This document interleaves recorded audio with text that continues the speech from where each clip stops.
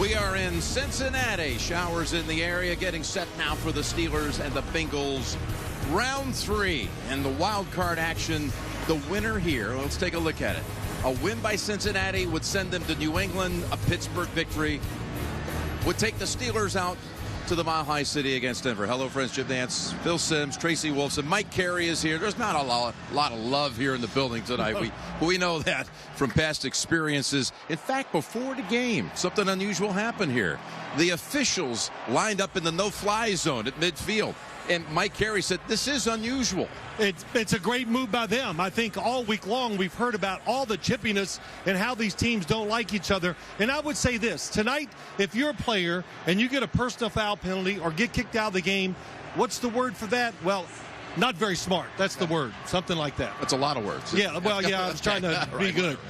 Let's talk about the playmakers that can, at the end, really impact where this game goes, starting with Cincinnati. Well, you look at Cincinnati. We know they have a young quarterback, so what do you want to see? You want to see the running backs have a good night, especially Jeremy Hill, and then you got Giovanni Bernard. Take some pressure off of A.J. McCarron. That's what you want to do. But the star of that offense and what's going to happen here tonight, you hope, is A.J. Green. They're going to put a lot of pressure on him. He's going against the defense. It's not that good. Defending the pass, you got to expect A.J. Green to come up big. A.J.'s always had big games against him, had touchdowns in each of the matchups this year. Okay, now for the Steelers offensively, no D'Angelo Williams out with an ankle. Fitzgerald Toussaint will start at running back, all of 18 carries this year. I know you want to talk about the 3 receivers, though. Well, they can overcome the fact that they don't have the running game because of their quarterback and the 3 receivers. Antonio Brown, I mean, one of the best, if not the best, in the NFL. Then you have Marcus Wheaton as your second wide receiver. That's pretty good. Oh, yeah, and by the way, Martavis Bryant, the 3rd guy. So they can make a lot of plays with their pass game. That can open up their run game. Well, as you were saying, that, just looking down, Cincinnati won the toss, deferred, so we'll see that Pittsburgh offense on the field first. So the Steelers and the Bengals just a moment away from getting started here. This game is being broadcast in Spanish where available using the SAP button on your television. Will it be Cincinnati to New England, or will it be Pittsburgh with a win here? On to Denver. The wild card round continues on CBS in a moment.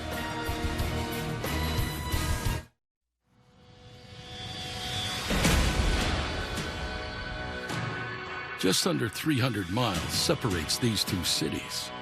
Yet they're anything but close. Oh, you want to come across the street? They would never admit it, but they have a lot in common. Their football teams long defined by big personalities and gritty, hard-nosed defenses.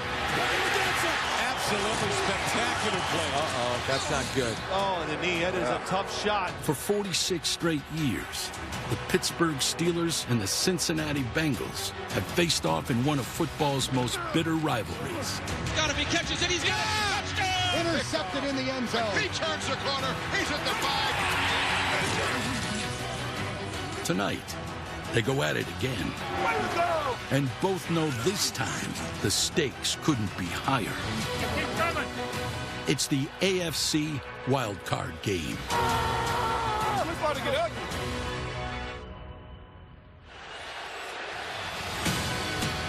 Well, it's in the 40s here in Cincinnati. Showers in the area. Could be full rain by the second half. Tracy Wolfson is with us down on the sideline, and we'll be talking to one of the Bengals. In fact, she's ready to go right now with Andrew Whitworth. Down to you, Trace. Thanks a lot, Jim. And Andrew, 7 straight playoff losses. What does this team need to do to just put that behind them and come away with a win tonight? Win every play, and we'll win the game. How about you're going to be blocking for A.J. McCarron again, his 4th start of the season. What does he need to do to have success tonight? He just needs to do what he does, and we got to play well around him, and we'll have a chance. Win every snap we can, and we'll have a chance to win this game. Good luck tonight. Thank you very Jim? much.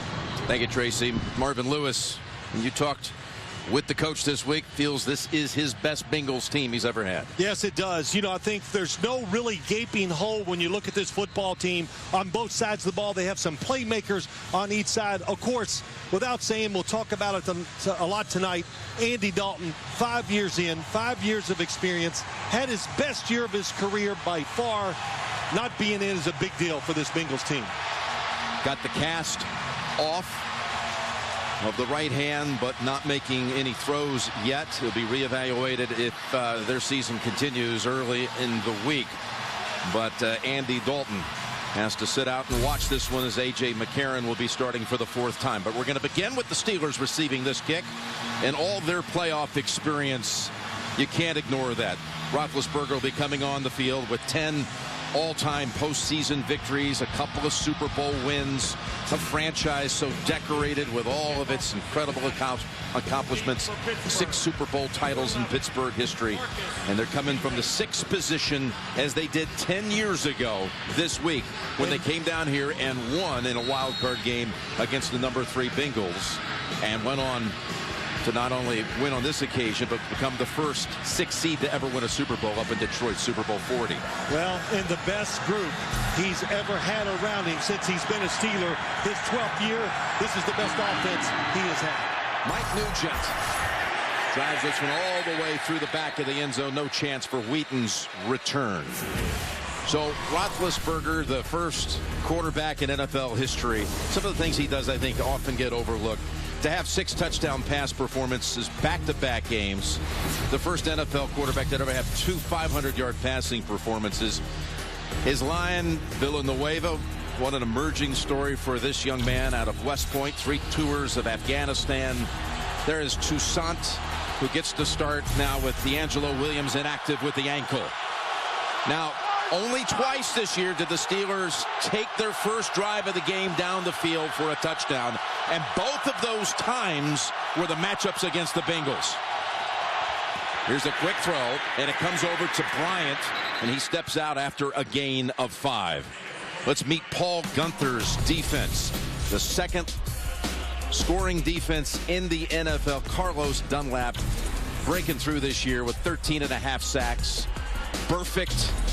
And he is probably the #1 enemy of the Steelers on that opposite side. Reggie Nelson had 3 interceptions of Ben in the 2 games this year.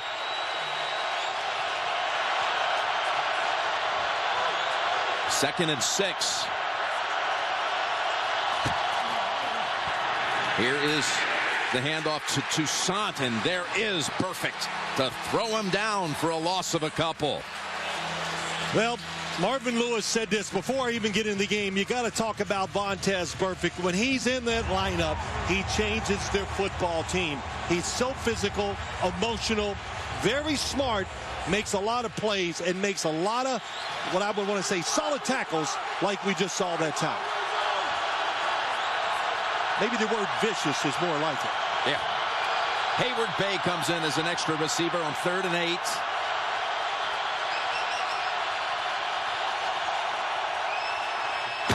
From the pocket, Roethlisberger, pump fake and throw, and off the hands of Hayward Bay. So no opening drive touchdown like the other 2 occasions against Cincinnati this year. 3 and out instead. Yep, Adam Jones on the top of the screen. Marvin Lewis, again, just talking about him, the best year of his career. He has changed his football life, and you saw it right there. His technique, it's perfect. All over the receiver. There's Jordan Berry's punt on the way. And a fair catch made by Adam Jones. He had only 1 fair catch all of the regular season. Although injured late in the year, he only had 1 return over the last month and a half of the season. He's always a threat. Here comes McCarron now. With the 3 starts to close out the regular season, entering the lineup after the first quarter of that matchup against Pittsburgh on December the 13th. Whitworth, we heard from, on his way to a 2nd Pro Bowl. A.J. Green in the 2 games again this year had a touchdown in each. Over 100 in both games against the Steelers. 41-yard punt by Berry has Cincinnati's first snap from the 36.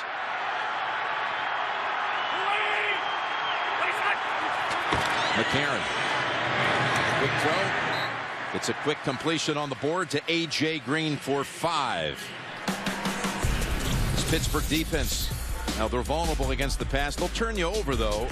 Tuitt's the one who picked off Dalton, and then Dalton fractured the thumb trying to make the tackle. High praise about Tuitt from Coach Tomlin in our meeting yesterday. Lawrence Timmons, a linebacking core featuring all first-rounders. And William Gay had a pick 6 in the matchup against the Bengals just 4 weeks ago. Here's the handoff to Hill. And the early contact by Shazier. Shazier has the tackle for no gain. Well, McCarron, it's a big spot for him to come into, but this is a young man who's accustomed to being on a big stage. Yes, well, I think you said it right. A couple things. Take care of the football. That's always important for all quarterbacks, but especially young ones. He learned that at Alabama. He's transferred that here to the Cincinnati Bengals. And the offense, they said to us, we have everything in, even though he's a young quarterback. We did not hold back on the game plan. Very important. Start. Offense, number 77, 5-yard penalty, 3rd down. So John Parry's crew will back him up 5 yards. Well, they gave A.J. McCarron an easy throw to A.J. Green. Boy, a lot of A.J., so I got to be careful here tonight. But they got A.J. Green involved in the game with that short pass. We talked about how important it is for A.J. Green and McCarron to have a solid night. Gio Bernard comes into the lineup. Here's Green to the near side on a 3rd and 11. Mohamed Sanu also enters the lineup. Here he is in motion. Pressure on McCarron, steps in front of it and is able to get it over to Eifert, who tried to fight for the first down yardage and stopped a yard short. Nobody really open quick enough for A.J. McCarron. The one thing they want him to do tonight, they had to get out of the pocket because Bud Dupree forced him up. But this is to play spontaneously. In other words, just like that. It just move, feel it, and they want him to, if the opportunity is there, to run with the football more than he has so far in those first starts. Kevin Huber to punt to the dangerous Antonio Brown, who has 4 career punt return touchdowns, 3 of them against Cincinnati. And he'll try the return. Slips by the first contact. Brought down shy of the 20. 42-yard punt, and Roethlisberger's coming back out. Each team 3 and outs to get this one started. There's Andy Dalton. And having a little chat with McCarron, trying to coach up his backup. Second series coming up for the Steelers now from the 19.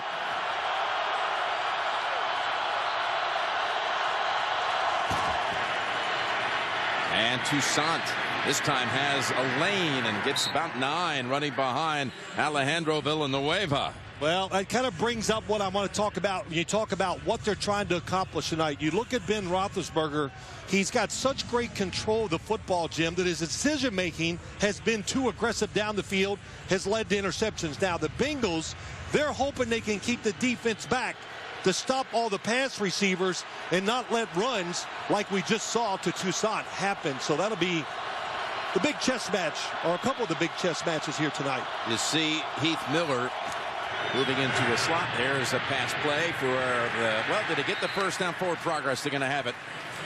Antonio Brown. Antonio Brown coming off a 136 catch season and a 3-year span, the most catches in a 3-year span in the history of the league. You look at him, it's not an accident when you see all these numbers by Antonio Brown. They design a lot of plays for him. We see a lot of screens, but as Ben Roethlisberger told us, he can run short, deep, a tremendous catcher of the football because he works at it so hard. Did not have a 100-yard game in either matchup against the Bengals. That pass sails over the head of Martavis Bryant. As Mike Tomlin's brought the Steelers to the playoffs for the 6th time in his 9 years. 97 career wins overall. If he could catch fire like the team did 10 years ago under the leadership of Bill Cowher, that would be 100, getting him to the Super Bowl. This is Brown, and he battles for about 5 before Iloka bumps him out. Well, what do you want to do? You want to get the football to Antonio Brown. Watch from the outside. You see all the blockers coming inside, and he breaks to the out. Good block by Heath Miller. You know, you talk about Mike Tomlin likes his football team. What did he say to us last night? We're scarred in the right ways. In the right ways. In the right way. We can deal with adversity. and they're not afraid of losing, so they play fast and loose. 3rd and 5.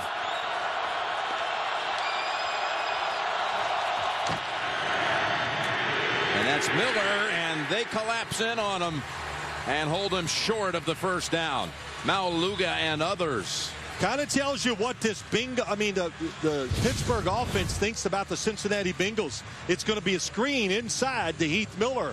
So that's about the 4th or 5th screen we've seen here to start the game. Why are they doing that? Because you have to honor the defensive pass rush by the Cincinnati Bengals. They have 4 guys who can get to the quarterback. Pretty good rain now falling here as Brandon Tate is back deep. Not Jones this time. Defense looks fast for the Cincinnati Bengals here tonight. That's what they said. We are fresh, healthy, and ready to go. A lot of hang time with this one. Tate, there is a flag thrown in. Shamarko Thomas was a little too close to the returner. It's a 44-yard punt.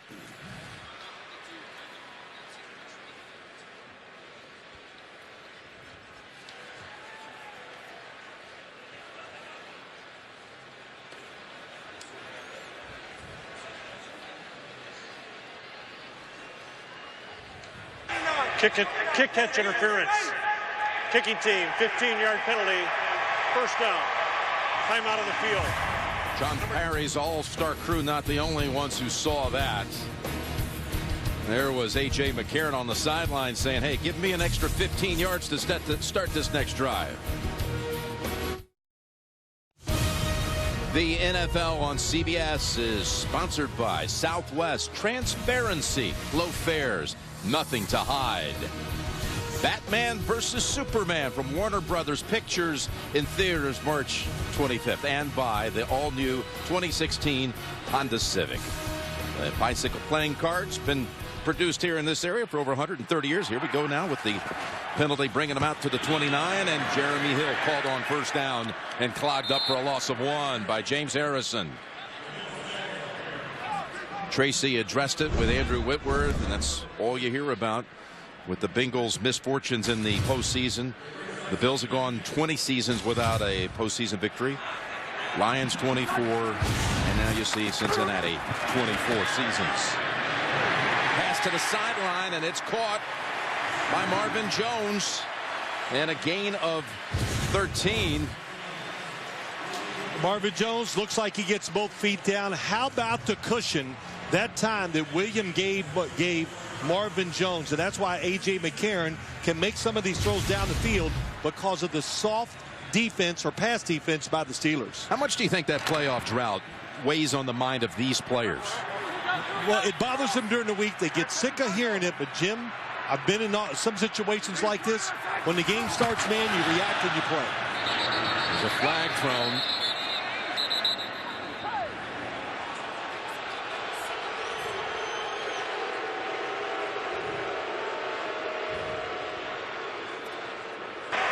False start. Offense number 77. The defensive end did not get into the neutral zone. 5-yard penalty. First down. Second false start call against the Bengals. And never miss a playoff moment with the CBS Sports app. Every play, score, all the information from a wild card weekend through the championship. Download the CBS Sports app now. CBSSports.com/mobile. In fact, both of those pre-snap calls have come against Whitworth. And it's a 1st and 15. Another one on the field, another marker. And it's a pickup of 7.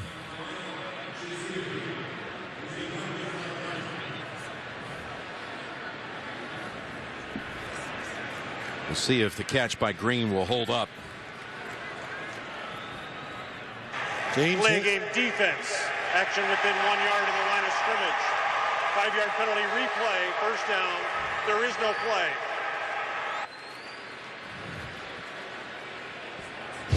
James Harrison moving a lot. Here's 92. Well, he's faking the snap. Little move there. He's got Whitworth twice. Now, James Harrison had very good success rushing the passer when they played a few weeks ago against Andrew Whitworth. I'm sure that's why Whitworth is on edge.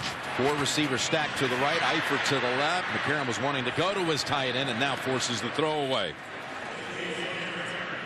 So they load up 4 to the right, and they tried to get that one-on-one matchup for Eifert. Mike, you know, we see all these different formations and plays by the Bengals, and they enamor us as announcers, and the fans see it. And we talked to Mike Mitchell, the safety for the Steelers last night, and he goes, well, he looked at us and laughed. He goes, clutter. Not worried about it. It's not part of the game. You got to just, they're going to do a few odd things during the game. We're ready for it. Just be ready to stop their real offense when they run. Here comes a blitz, so McCarron shakes off the hit. Now looking for a place to go, and the Steelers will get credit for the sack. It's Harrison. And a loss of a couple. That was Timmons who blew past the line of scrimmage. Looked like it might be a big loss at first. Lawrence Timmons is playing tremendous as a linebacker, stopping the run pass, but his blitzing inside of late of this year has been tremendous, having great success. Gets McCarron out of the pocket, and the other linebackers all can run. They'll clean up the mess. Timmons to the sideline for this 3rd and 12. And they set up screen. Tight end screen to Eifert. Spin move and another one. And he's got the first down. Takes a couple of Pittsburgh players with him all the way to the 45.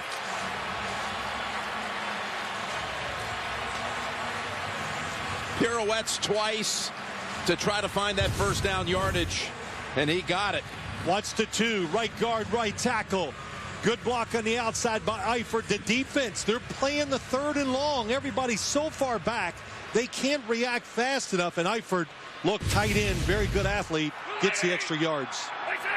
First time either side has been past midfield, and Hill, with his 3rd carry, he has been contained each of the 3 times he's carried it.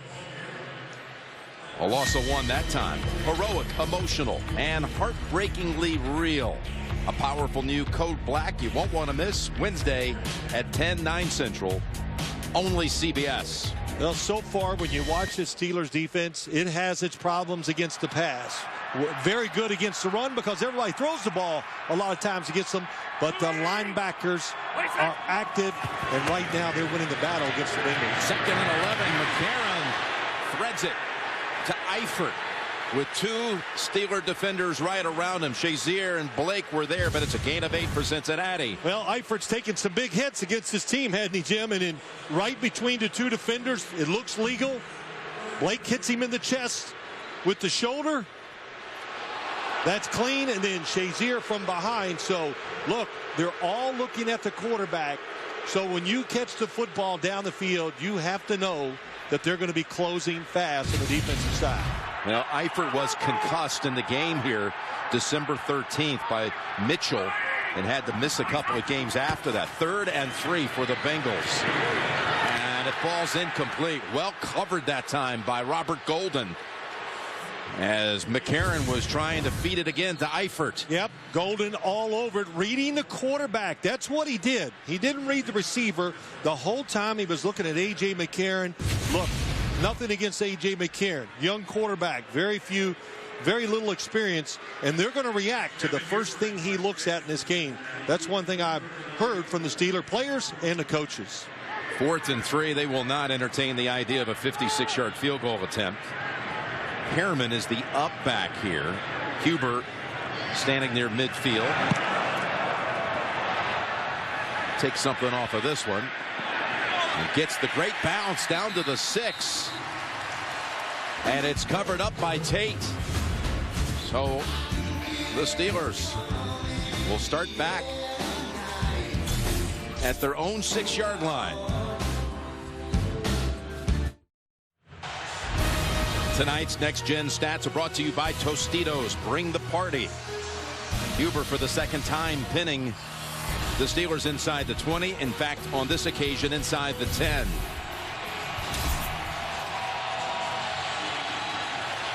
Pittsburgh breaks huddle with 3 tight ends. Miller joined by Spaeth and Jesse James. And it's Toussaint weaving through traffic. And he's got another first down carry that goes for 9. That's how they began the last series, with a 9-yard run by the the back from the University of Michigan, raised in northern Ohio in the Youngstown area.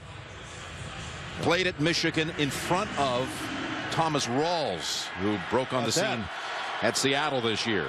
Mike Tomlin has faith about what Toussaint can do, likes everything. Pass blocking, just has a great feel for the game. That's why he started. 2nd and 1, but he is hammered this time. Maualuga's off to a great start in this game, and Iloka was the one who hit him first. Iloka comes from the outside. You have to see with the safeties up there blitzing, you got to get a wide receiver or somebody over there to slow him down, because they're going to chase it from behind and make the play. Toussaint seeing this action because of the injuries at this position. Le'Veon Bell blew out his knee against the Bengals in the first matchup. Dree Archer, D'Angelo Williams out this game after just a super year of taking over for Bell. He's out with an ankle. 3rd and 2. Looking for options. Flags are out as Toussaint takes off. And finally, Nelson ends it near the 40. What a job by Roethlisberger. The offensive line, the extra time. He just stood there, didn't move, didn't panic, and waited for Toussaint to come open. Prior to the pass, holding defense number 55. Penalties declined. Resulting play, first down. Boy, Toussaint did not have a catch all regular season. This one goes for 27. The initial protection is outstanding. Toussaint helping Villanueva at left tackle, and what a big hit. Wallace Gilberry, an excellent 3rd down pass rusher from inside and outside for the Bengals defense. First down, Toussaint. And he's got all the yardage on this drive that again started at the 6 and now has moved across the 45.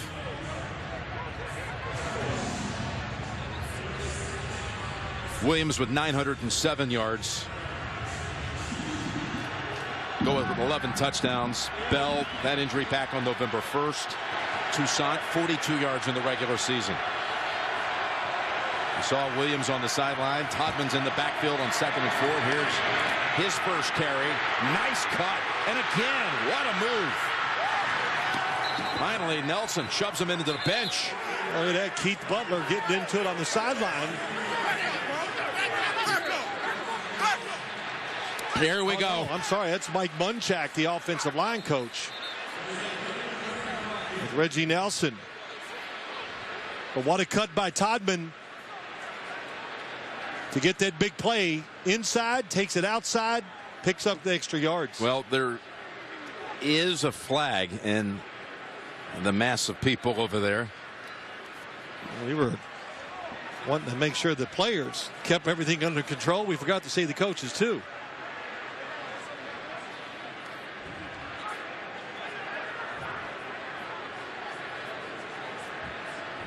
Tomlin going to keep his crew back. This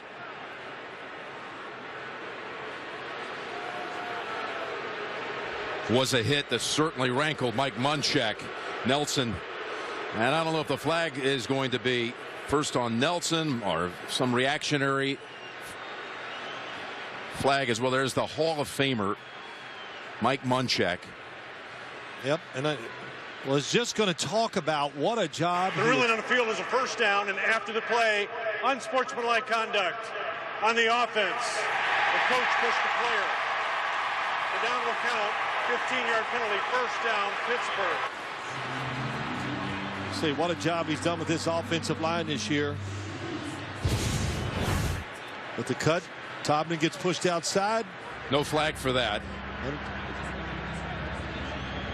yeah, Munchak actually grabbed Reggie Nelson and kind of threw him towards the bench. That's what they saw. Did you think it was a late hit on Nelson? As he shoved Todman out of bounds. We bring in Mike Carey. Mike? No, it started inbounds and just continued out of bounds. I think the way they handled it was very well. Now it's time to settle everything down. So they get the first down, but then they subtract the 15. Brings him all the way back to the 46. 1st and 10 from here. It's Todman on the pitch, and he's got a nice run. Boy. Todman for 9.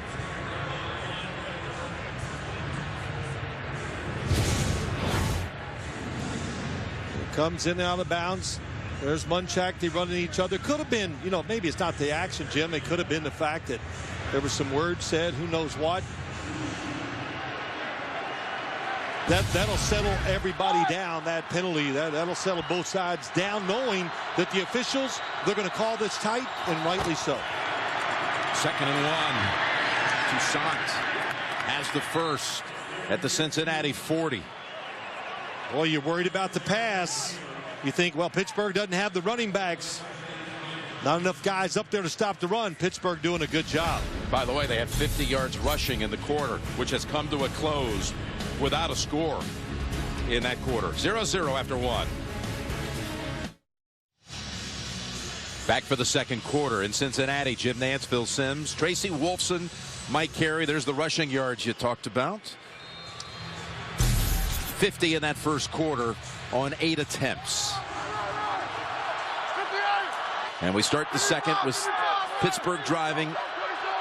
8th play of this drive coming up that began back at the 6.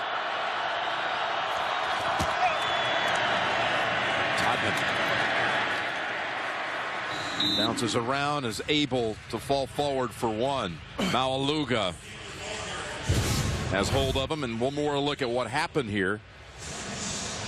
I think at first it started, let me protect you, then all of a sudden Munchak had hold of his hair. They had the hair too, which is not a penalty.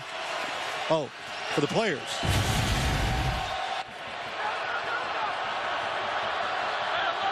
Second and 9.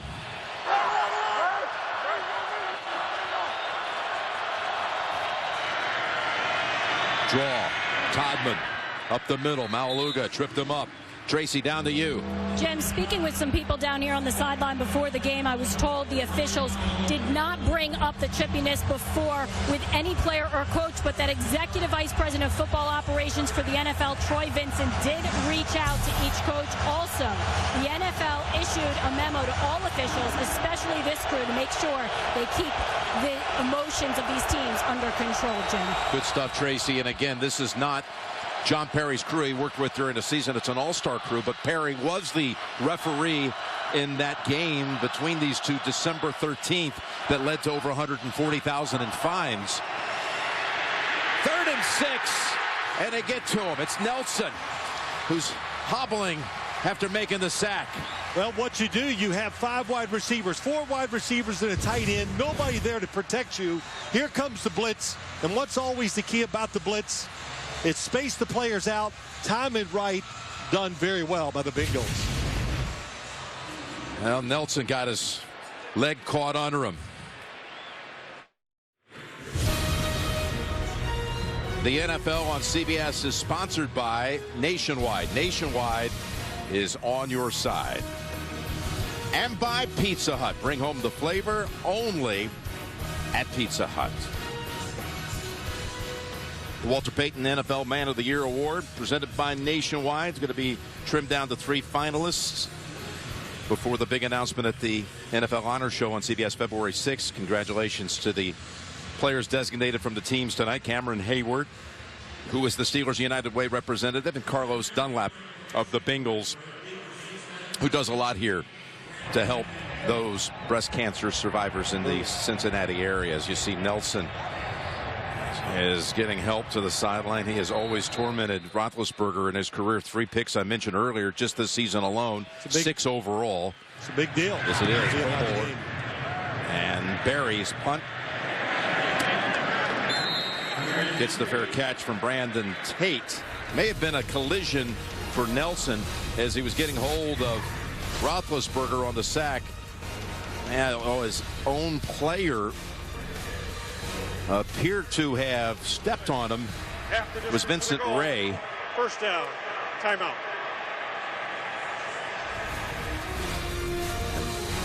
By the way, a holding penalty too on the punt receiving team. So the Bengals backed up. Monday, don't miss an all-new Late Show with Stephen Colbert. He's got Angel from Hell star Jane Lynch, and then, of course, James Corden, all-new Monday, CBS. So the fair catch had come right between the 12 and 13-yard line. It was a penalty against Cincinnati, and half the distance has them beginning near the 7 with Hill. Dupree, the rookie first-rounder, on his back right away after a gain of 2. It did not look good as Reggie Nelson was helped to the Cincinnati locker room. Could not put any weight really to speak of. Watch his left foot.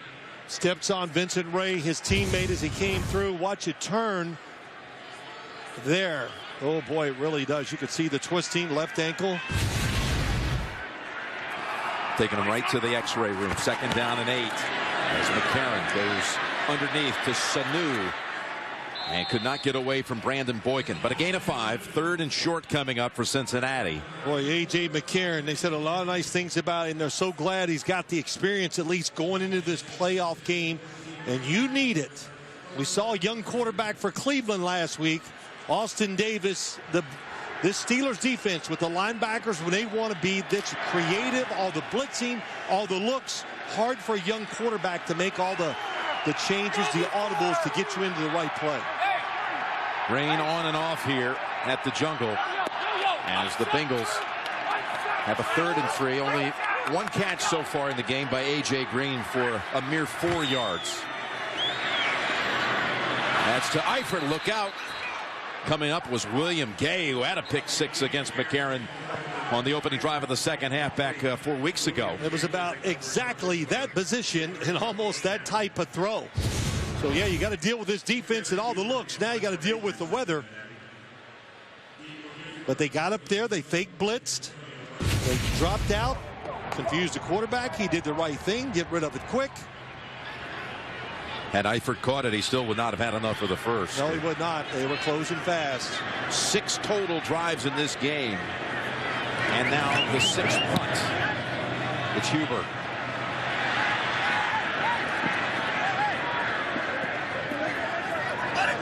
He's going to get a good number off of this one as it finally dies near the 35. 51-yard punt. In a scoreless game here in Cincinnati.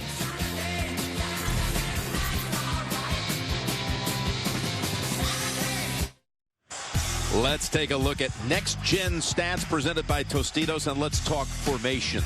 Well, here you go. The Steelers, what do they do the best? They have 1 running back, 3 wide receivers, 1 tight end. Look at the yards they get when they go against the whole league. What do they get against the Bengals?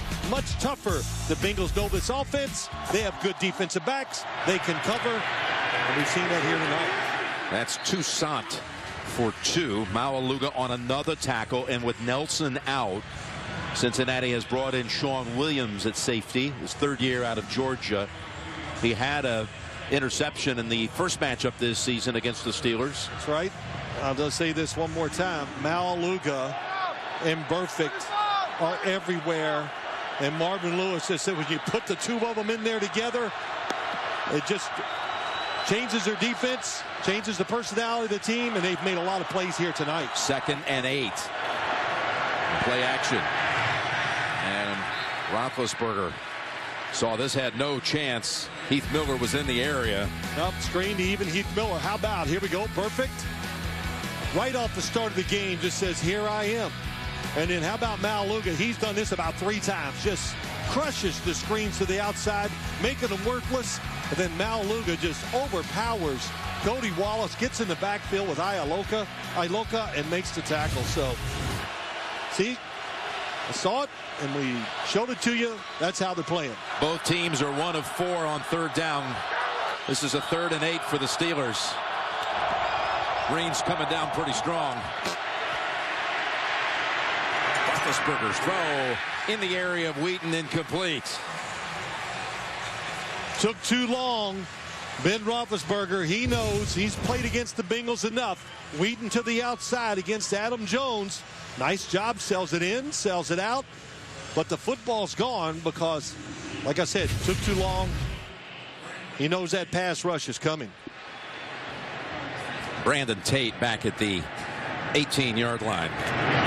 Here's Barry. This is returnable. Got by Thomas, and then was met by Moats near the 30.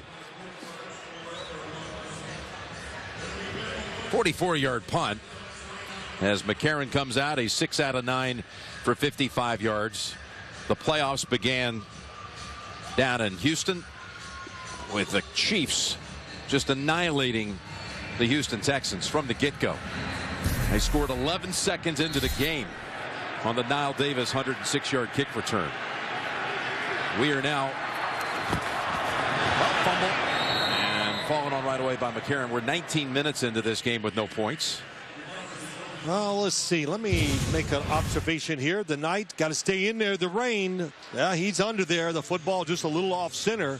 But the defenses, Jim, we talked during commercials, and both look fast, fresh, tough on both quarterbacks so far. It's one thing.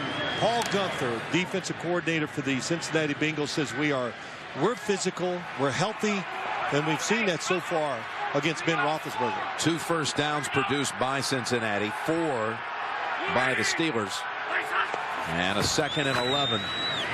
McCarron. They've got him, and the ball is on the ground, and Bowling is there to fall on us. So 2 straight plays. Cincinnati has the ball come out of their hands for a moment. There's a loss of 12 here. Hayward was the one who knocked it out. Yeah, they moved the line. They switched positions. It gave Cameron Hayward the edge to come all the way around. C97 caught A.J. McCarron. Really, it happened so fast, caught him by surprise, and one of the reasons why he fumbled. He had 2 hands on the football also, so you can't say it was bad mechanics by the quarterback. 3rd and 23. You could smell draw coming all along. It's Bernard to the 31. Helps change a little bit of the field position as he gets some of the loss back. That's a rush of 14 for Bernard. Well, everybody involved with this football, the snappers, the holders, the kickers. You know, Jim, it's raining now. So I don't care how much you've rubbed those footballs up and how good they feel. With this type of rain, it's going to cause a problem.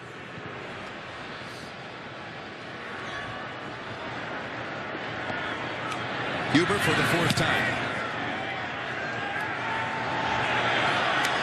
Brown steps up to field it and falls after just a couple of yards. Approaching the midway point of the 2nd quarter. Defensive battle it is here in the rain on a Saturday night in Cincinnati. The NFL on CBS is sponsored by State Farm. Find your agent at statefarm.com. Right along to training day is over. It opens this Friday. And by the Lincoln Motor Company and the entirely new Lincoln MKX. Well, boy, I hope Tracy Wolfson brought her rain gear. No kidding. Sorry, Tracy. It's nice and warm up here. Reminds her of a few Saturdays down in the SEC. Yeah. Days of yesteryear. 1st and 10. Toussaint. He's got 4. On Super Bowl Sunday, Pepsi presents the biggest concert of the year, the Pepsi Super Bowl 50 halftime show. And for the first time ever, Pepsi is giving fans exclusive behind-the-scenes access as the show comes together. Go to Pepsi.com for more details. Pittsburgh was hoping to run the football well enough to keep the defense honest. They've done that. They cannot get their passing game going. Well, here he is to throw on 2nd and 6. He's got Antonio. There is a flag out as Kirkpatrick does a nice job of cutting off the angle and bringing down Brown after a gain of 4. Saw a flag come down. You look at this, you think, well, which quarterback has the advantage in this rain? Prior to the pass being thrown, illegal contact, defense number 58. 5 yards from the previous spot. So we brought it up quite a bit to both teams. A.J. McCarron didn't think it was going to be a big deal, and all the Steeler coaches said, hey, our guy's a mutter. And, you know, that means we've seen Ben Roethlisberger play in a lot of bad weather over the years, and his motion, the way he throws, it's all really, truly so pure that this rain and not getting a great grip on the football, I don't think it will hinder his throwing that much. He wears a glove on his left hand, not his throwing hand. Here's a first down give to Sant. Brought down by Michael Johnson for no gain. This Bengals defense, too, under Paul Gunther, who, by the way, is going to interview for a head job, I think, tomorrow also. Yeah, with Cleveland. With Cleveland. But they're talented, and they can wait to the last second to move and shift. And they can even, and I've seen it in the 2 games, they've confused Ben Roethlisberger, you know, 4 or 5 times where he's thrown to the wrong guy just because of great disguise by the defense. 2nd and 10. Again, that defense without arguably its quarterback and Reggie Nelson out with an injury in this one. Roethlisberger bodies around and he's hit from behind. Geno Atkins hammers Roethlisberger for a loss of about 5. Pass protection is good. 97. They push him behind the quarterback. That's what you want.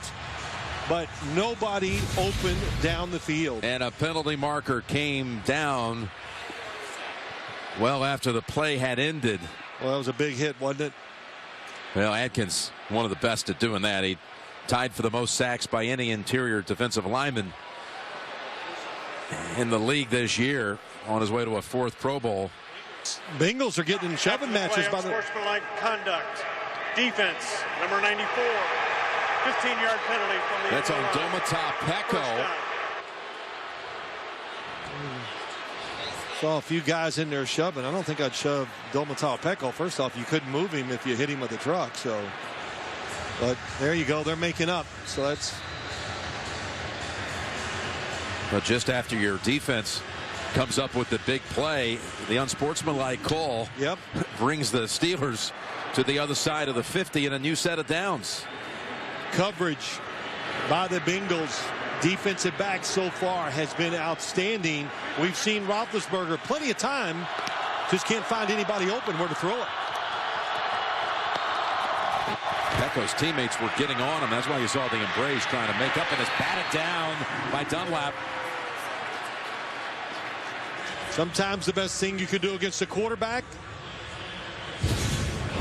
Hey, on the penalty at bottom of the screen. Bengal with the cape on. It was Peko. Yeah, he came onto the field and shoved the Steeler in the back. Wow. Well, he's protecting his teammate, but we talked about it from the beginning. That's a good call and just a bad play by him. No other way to say it. Took away a really good play by the defense and gets the Steeler in good field position. And 2nd and 10 to Wheaton.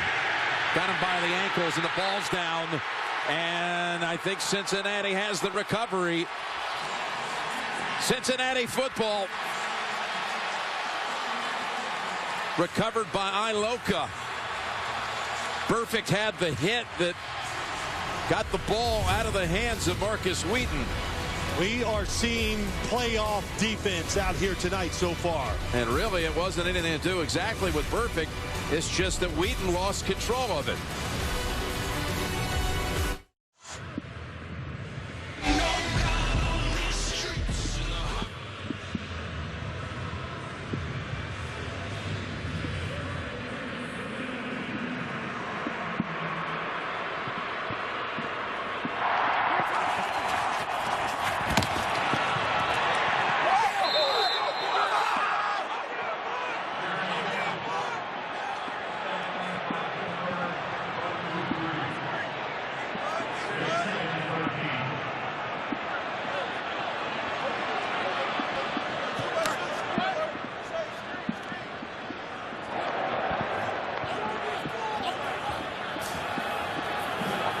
We do have technical difficulties out at the stadium right now. Paul Brown Stadium, the Bengals taking over here. 2nd and 12. A.J. McCarron dropping back to pass. Incomplete. As we await to find out exactly what the problem is at Paul Brown Stadium on site. You can see that the Bengals are having trouble on 3rd down. And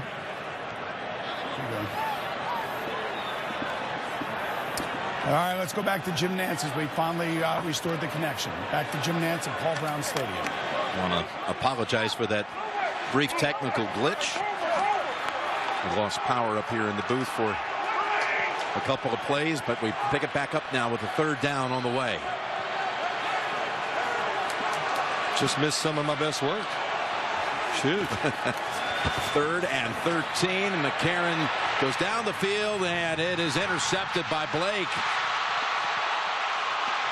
And Blake makes a nice move to get away from a couple of Cincinnati players, and finally brought down by Bernard at the 40. You got to respect the defense, but A.J. McCarron, you got to respect the score in this rain. He tries to throw the football deep down the field. Little out and up. It's not open, and it's badly underthrown, and it's underthrown for the main reason, just the rain. The football does not come out of his hand cleanly, and it ends up about 10 yards short of where he wanted it to go. He had not thrown an interception in his 3 starts. Again, he had picked up action for the last 3 quarters of that matchup against the Steelers and had thrown a couple of picks in that one, but not another one until now. Toussaint cuts back to the left and brings it to about the 37. How about Toussaint? I mean, isn't it amazing, Jim, when you think about it? You go, oh, it just shows you how many good players. That right there, he looked quick, fast, good decision, made the cutback, and picked up good yards.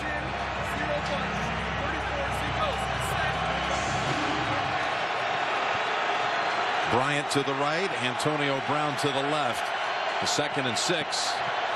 Todman now has come into the backfield.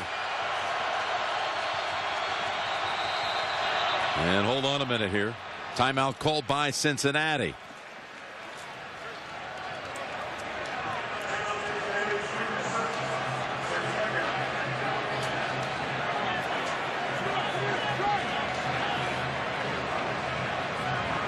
Now that McCarron throw, he's not wearing a glove.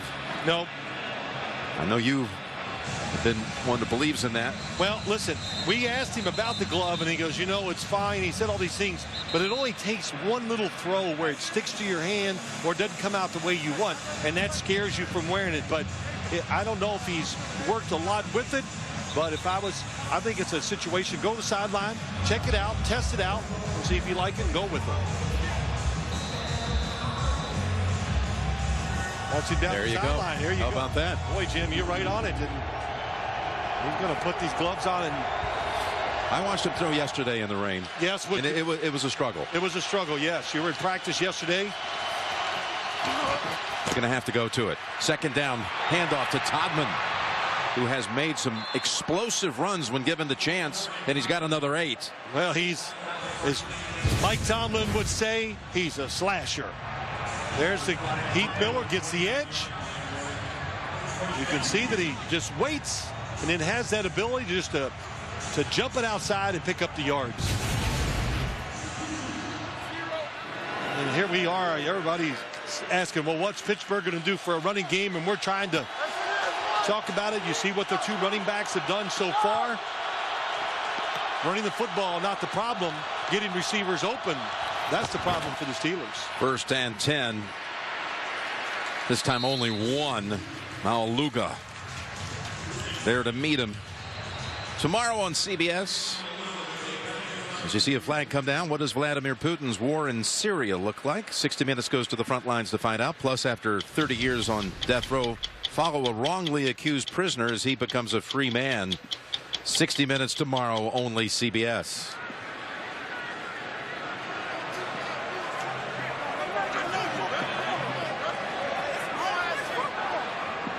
After the play, personal foul, offense number 73. 15-yard penalty, the down counts. 2nd down. This one on Ramon Foster.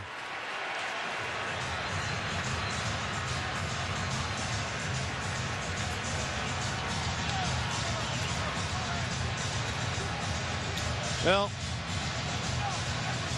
number 73, Ramon Foster, shoves. Yeah, perfect. Right there in the middle of your screen, pushes him late, and Are you surprised there's a flag thrown with that? I'm not. You understand the situation. You knew it before the game.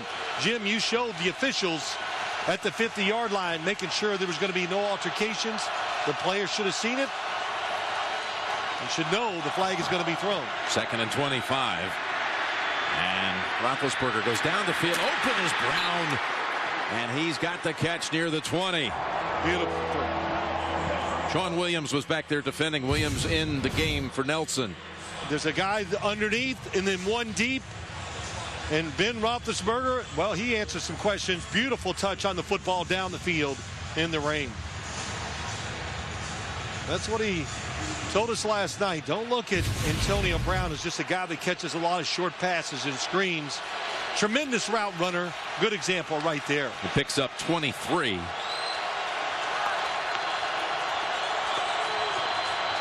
And it's a 3rd and 2. Got to get to the 19. Here comes the blitz. Perfect over the top. Pass. There was contact. Adam Jones defending. No flag intended for Antonio Brown. A lot of contact.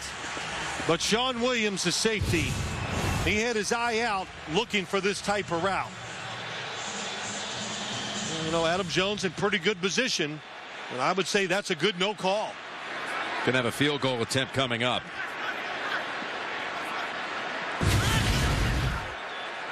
Chris Boswell, first-year kicker out of Rice University down in Houston.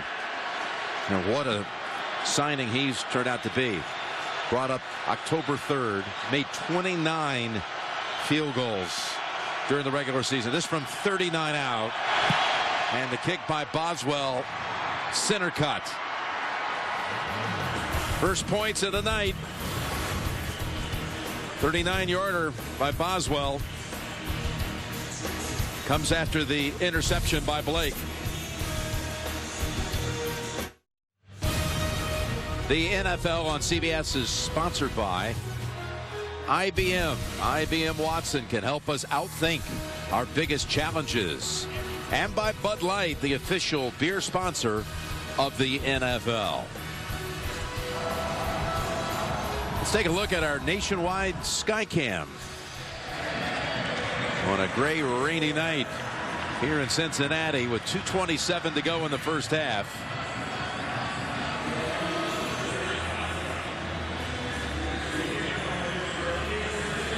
Adam Jones is the deep returner.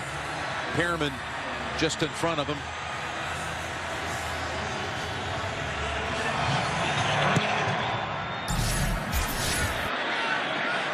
And Jones watches that one fly over his head.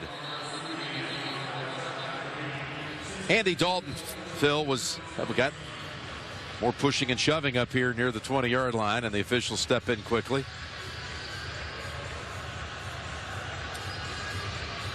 But Andy Dalton was having his best year ever. He had the best quarterback rating of anyone in the AFC, second in the league overall to Russell Wilson. And then broke the thumb trying to make a tackle after throwing the pick against Tua of the Steelers back December the 13th. Yeah, I think some of the attention of this football game went away when Andy Dalton wasn't the starter, because the story about him not winning a playoff game, you can't have it there if he's not starting. But I'll just say this, Jim, real quick. When you're hurt, especially as a quarterback in this situation, it was almost where Peyton Manning was last week. We didn't quite get to it, but you feel ostracized. You're not part of the team, no matter what you do, and it has to be a terrible. Of course, we know it's a terrible feeling for Andy Dalton right now. Would have been a terrible feeling for A.J. McCarron had Shazier held on to that one. But that's the way the league is. It moves on. The team is behind A.J. McCarron, and I'll say this also real quick. Just watching that throw, those gloves helped a lot. I mean, the ball came out of his hand cleanly, had a little power on it. Well, it's got to be strange to him to come in and now resort to the gloves after throwing the interception in game action. Knowing you weren't comfortable enough to start the game with it. Now, see what he has on this pass. 3rd and 6 on the way. 2:02 to go. By the way, the Steelers have 3 timeouts if they're able to make a stop here. Pass got a little high. No doubt about that. It was intended for A.J. Green. That have anything to do with the gloves? That one being high? He threw it where he wanted to. He threw a lot of these in the first game against the Steelers when he came in. That was just a little off target.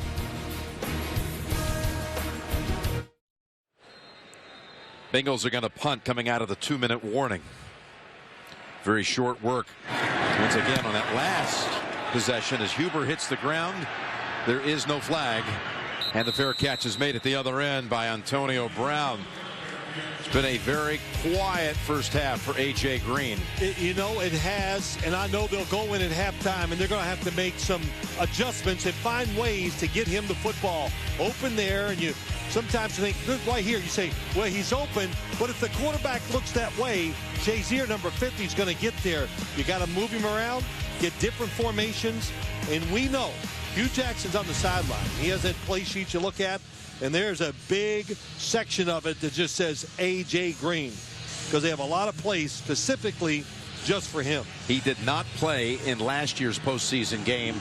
A loss at Indianapolis, out with a concussion that came from a hit by Mike Mitchell late in the year. 51-yard punt sets up the Steelers back at the 25, and then the little throw to Toussaint, and he's got 16. Let's go down to Tracy. Well, thanks a lot, Jim. As you mentioned, Fitzgerald Toussaint, well, I was told that he was going through the concussion protocol, but he is out there right now, so looks to be good for Fitzgerald Toussaint, Jim. He's made some plays. He definitely has. 10 carries for 38. And now 2 catches for 43 for Toussaint. That's Heath Miller. He had 10 catch performances in both games this year. Kirkpatrick gets up limping on the tackle. And the clock runs down inside of 1:30, Phil. Yeah, it does. Good. Not a big rush here by Ben Roethlisberger. Doesn't need to because he has 3 timeouts. But that's why Heath Miller catches a lot of passes. He blocks, then releases. The defense drops back.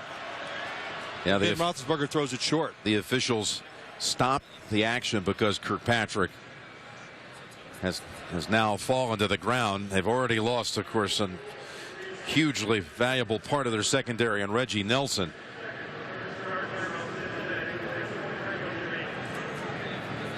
And now the first rounder out of Alabama from back in 2012 is pointing to his left leg.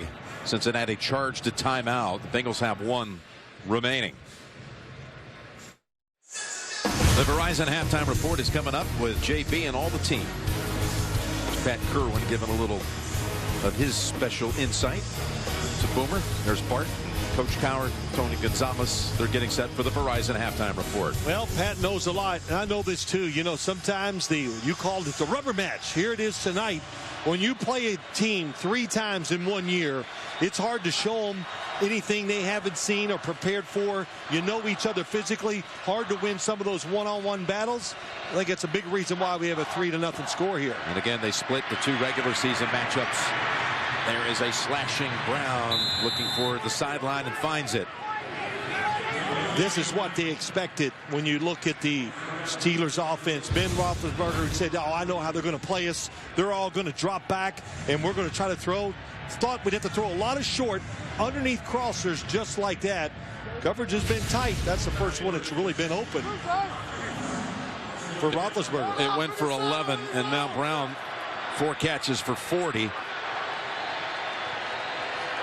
Steelers still with 3 timeouts in the bank. Leon Hall came in for Kirkpatrick, by the way.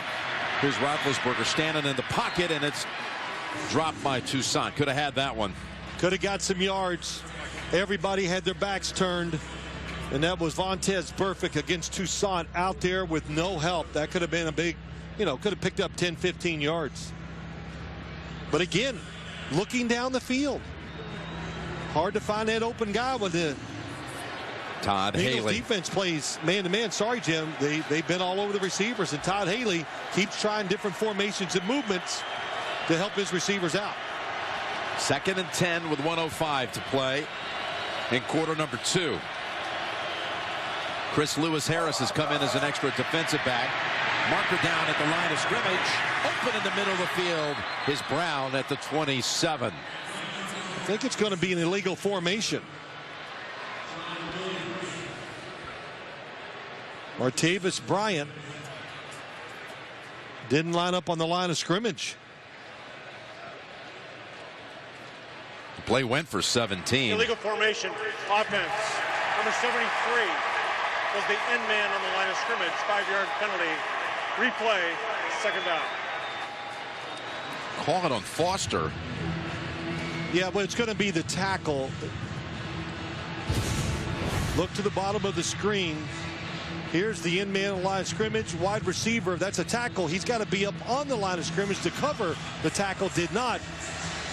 That's 78 Villanueva, but it's not his fault.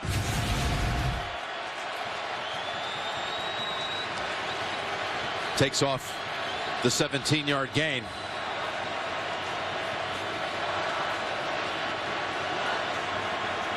Just received word from the Bengals bench that Nelson will not return. He's out for the remainder. 2nd and 15. Big Ben throws. Oh, what a hit. And holding on to it is Wheaton, and the flag is out. Sean Williams came in and absolutely pulverized the receiver, who somehow held on, and a gain of 24. Well, he hit him way too high. We know that. The defenseless receiver. Roethlisberger protected. Rolling upfield is a catch. Personal foul. Defense, number 36. Half the distance to the goal. Hit on a defenseless player. Around, right down the middle, you'll see, oh, the little stutter go. That's what caught Leon Hall. Just that little flinch by Wheaton. And here comes the hit.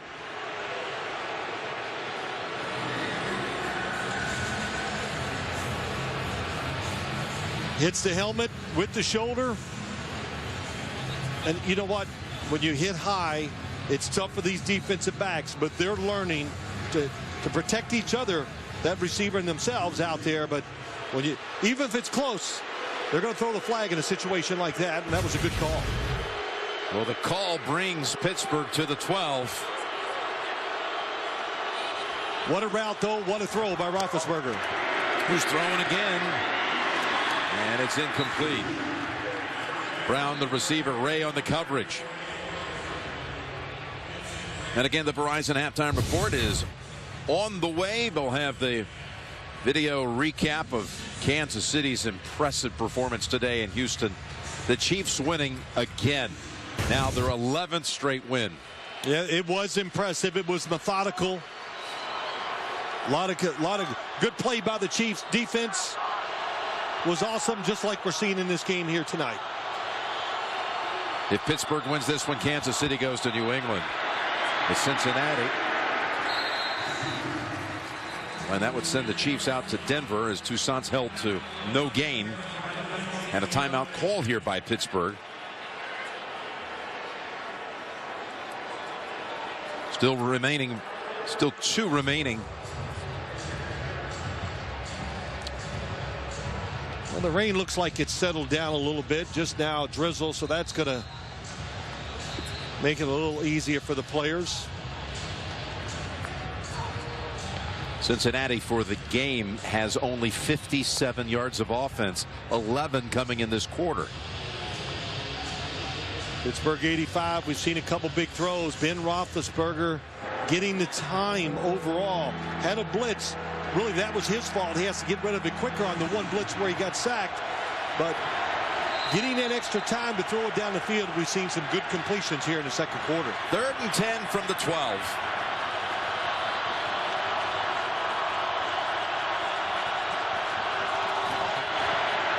Here's Roethlisberger to the, oh no, it's short of the end zone. It's off the hands of Ray. Not sure where he was going with that one. It was only Vincent Ray in the area. I think he had Antonio Brown. Antonio Brown's trying to run the route where he comes inside and stops and goes to the back of the end zone. There he is. He's wide open. Well, I don't know if he's going to be wide open. Looks like there's a defender closing. Watch 84 staying up the seam. Hit Ray's hands almost 10 yards in front of Antonio Brown. That brings Boswell back out. That's a big stop by the Bengals defense. 30-yard attempt coming up for Boswell. Got away with the interception, that's for sure. And the kick is good with 33 seconds to go before halftime and a 6-0 Pittsburgh lead.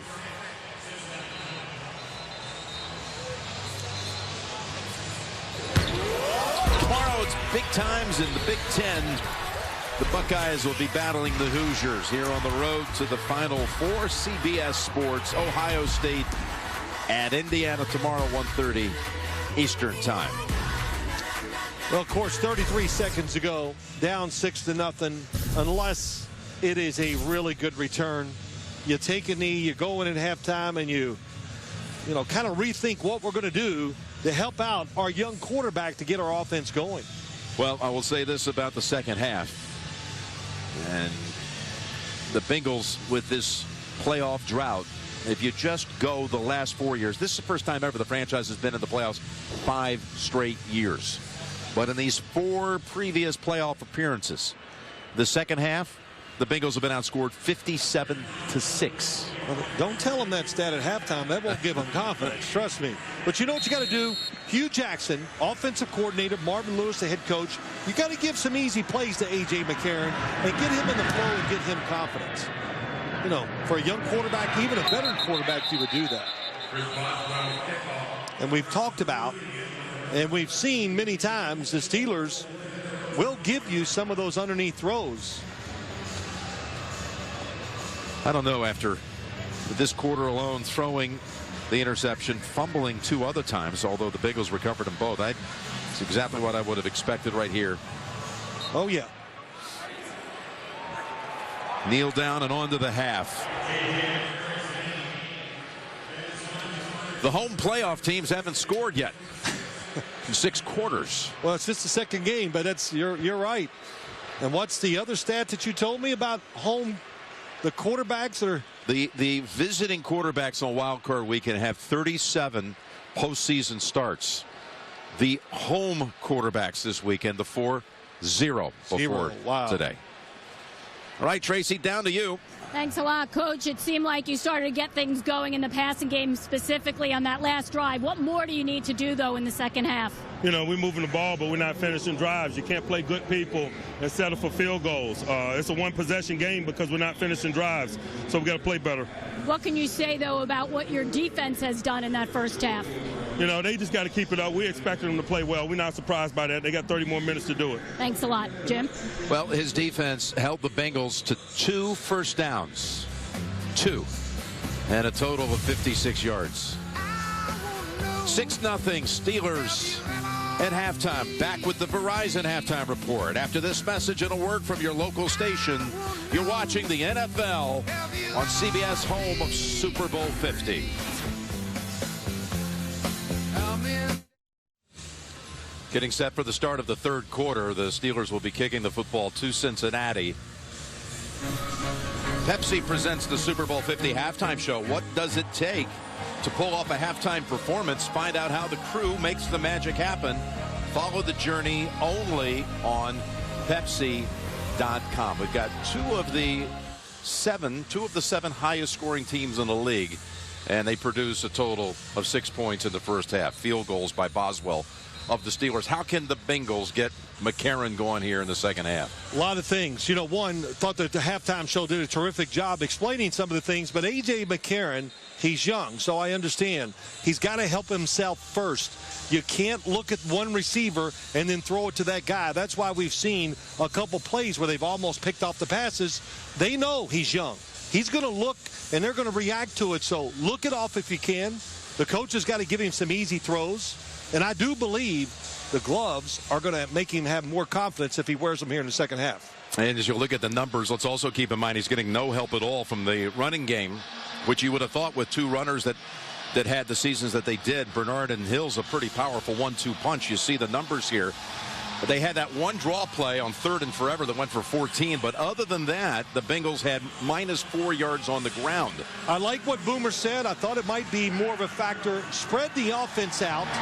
Giovanni Bernard, your thinking pass, and give him some space to try to make people miss inside. Here's a guy looking for space, Adam Jones, and he is hit by Vince Williams. Does not make it to the 20. Well, the Pittsburgh defense, the different looks. Everybody watch him look at the quarterback. This is a good example. He didn't even see the receiver. Read A.J. McCarron the whole way. Now Shazier, what's he doing? Watching the quarterback. Almost gets the interception. So, look, I know it's going to be tough, perfect conditions against any team in the NFL, but when playoff game, an athletic, fast defense, you got to help the young quarterback. There's Hill for a couple. That gives him now 6 carries for -1 yard. And let's go down to Tracy. Well, Jim, you guys mentioned it. I asked Marvin Lewis how they can help A.J. McCarron, and he said run the football, just 10 rushing yards in the first half. I also asked him how the rain is affecting McCarron. He said he cannot allow it to affect him. Jim? Well, it's not raining quite as hard as it was most of that second quarter, but that, look at Whitworth now, wide to the right as they set up a 3-man formation. 2nd and 8. And the quick toss hammered down right away. Marvin Jones hit by Gay. Picks up 5. That was one of those formations trying to get some rhythm to the offense. 0-13, trailing at any point in the postseason all time. The good thing is those first 2 plays makes it 3rd and very manageable, where a short throw is going to pick up the first down for A.J. McCarron. Well, you got A.J. Green at the top. Gay is on him. Again, 1 catch for Green for 4 yards. Here's the 3rd and 3. McCarron goes on the run, and he hits his target. It's Sanu for the first down. Again, just the 3rd first down of the night. Excellent job. Nobody is even close to being open, so this is what we said early. Just let your instincts take over. He's had a lot of snaps, played a lot in college, and his movement allowed Sanu to get open outside. You think it's going to be open up top? No. Over the middle, it is blanket coverage, but the movement helped A.J. McCarron that time. First down since 5 minutes to go in the first quarter. Over 22 minutes on the game clock since their previous first down. Here's McCarron loading it up and overthrows his target and almost got intercepted by Blake for the 2nd time.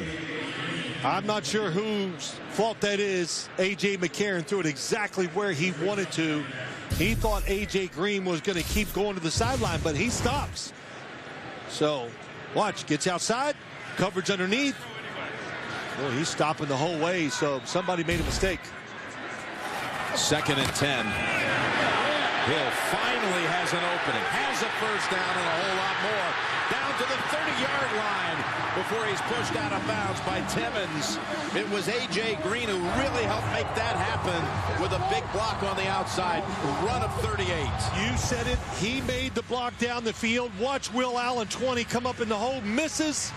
And then the move outside, and A.J. Green gives him all those extra yards. And Jeremy Hill has really come on late in the year. He's got those legs back. He's been fighting injuries. You can see that he's healthy now. Longest play of the night for either side from the 29. McCarron has the ball come out of his hands. And that's a free football. And it's recovered by Cam Thomas. And it slips out of his hands. William Gay taken off for his 2nd touchdown of the year against the Steelers, against the Bengals. Gay takes it all the way. If they don't rule Thomas down, got all kinds of things to check here. Was it a fumble? Was it a pass? Celebration penalty coming against the Steelers. I think it's a fumble, Jim. I do too. That's Jarvis Jones getting around Whitworth and just reaches out and hits it. The ruling on the field is a fumble recovered by Pittsburgh. Runner was not ruled down by contact after recovering the fumble. The ruling on the field is a score. There you go. Cam Thomas was never down. Pittsburgh, after the play, 2 players demonstration. That penalty will be enforced on the succeeding kickoff. Well, they were moving the football, too. Got some first downs. He was going to throw it short. Had a completion. Just had the big play for 38 yards. Hand coming forward. It's an absolute fumble. Mike Carey, there's no chance that could be ruled a pass. No, the ball comes out clearly before the hand comes forward. That's a fumble recovered by the defense. How about Thomas? Did you see him, the ball come out before he was down? Now let's check that one out, too. I think that's the biggest question is Cam Thomas, was he down?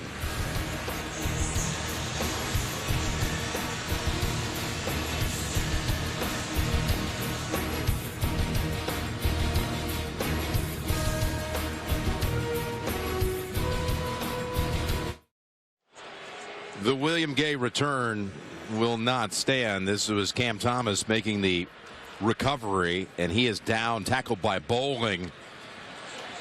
After reviewing the play, after the recovery, the defender's left knee was down at the 49-yard line. It'll be 1st and 10 Pittsburgh, but after the 15-yard penalty at the 36-yard line, right hash.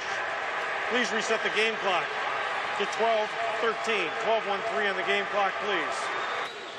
So the unsportsmanlike conduct penalty remains in effect, and it'll back him up all the way to the Pittsburgh 36. Yeah, I mean, it's everything turned out as well as it could for the Cincinnati Bengals. The fumble, you think you've given up a touchdown, you get the penalty.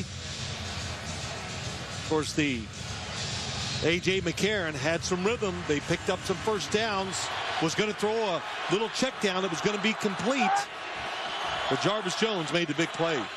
Drake Kirkpatrick, who was injured late in the first half, is back out at corner. And here comes a end around for Bryant. Oh, look at him get through traffic. And there's Kirkpatrick I just mentioned, trying to give chase to Bryant and forces him out of bounds near the 20. Boy, he's playing with the purpose that time. We saw him make a mistake lining up, but they faked the run. Look at Heath Miller, Toussaint out in front, and Bryant, just a good read, cuts it back. They warned us, said, look out, he's going to have a big game tonight because he had to deal with a little adversity during the week. Great piece of running here. Look at him cut back to the other side, 44 yards.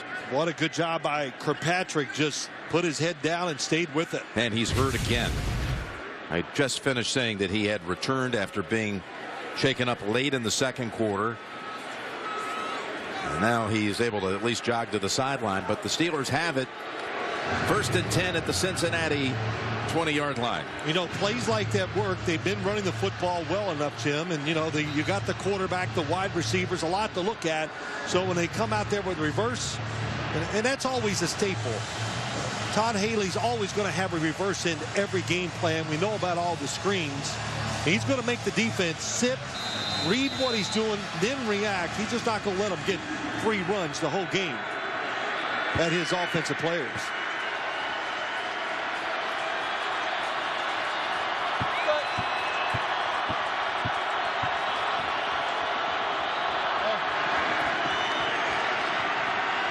To give to Todman. Makes a couple of jump cuts and takes it near the 16. Give him 4. But, you know, go back to Martavis Bryant. You're right. You know, during the week we heard that Ben Roethlisberger just said, man, he's got to step up. Kind of, I guess a phrase would say, called him out. And Mike Tomlin said, hey, we're big boys around here. The great thing about Bryant, he didn't pout about it. He practiced hard.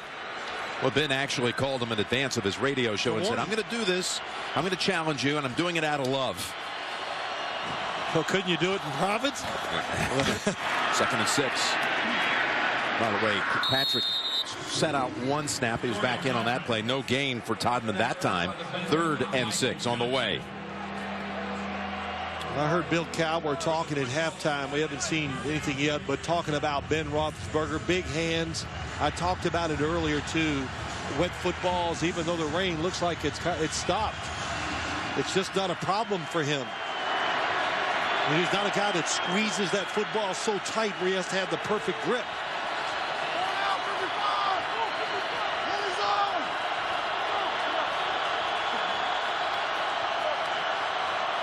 Hayward Bay, the extra receiver. From the 16. with pressure to the end zone and incomplete. Adam Jones had Hayward Bay covered up.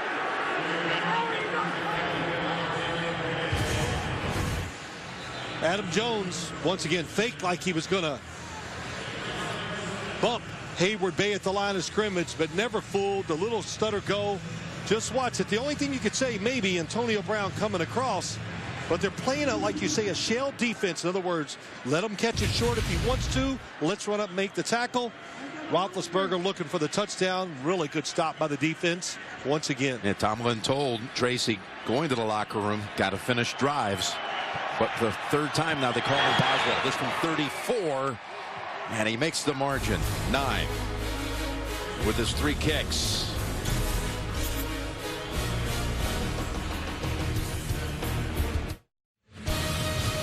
The NFL on CBS is sponsored by Southwest. Transparency, low fares, nothing to hide. DirecTV, if you call yourself a sports fan, you got to get DirecTV. And by Ram Trucks, guts, glory, Ram. 9-0 is the score here. Steelers in the third quarter. Well, you know, you said it. 9-0. There's no reason to panic. Plenty of time, and you got to make sure you tell your young quarterback on the sideline the situation. Don't press. If you don't see it cleanly, hold on to it. Take a sack or run. Here's Boswell, and again doing a good job getting the touchback. Let's take a look at our nationwide sky cam. It was 10 years ago this week. We were here. It's like Groundhog Day, you know. We were here to see this exact matchup. Pittsburgh at 6, Cincinnati at 3. Jim, I'm trying to remember what I had for lunch yesterday. So you got to remember that game. No, I do. There were some great plays in that game. Carson Palmer. Well, that wasn't one of the great ones. That was a tough one. Tremendous throw, but just some of the stuff we saw, some of the gimmick plays by Bill Cowher. He was the master at pulling out some type of gimmick play in a game. 1st and 10, handoff Bernard. And runs into the wall for no gain.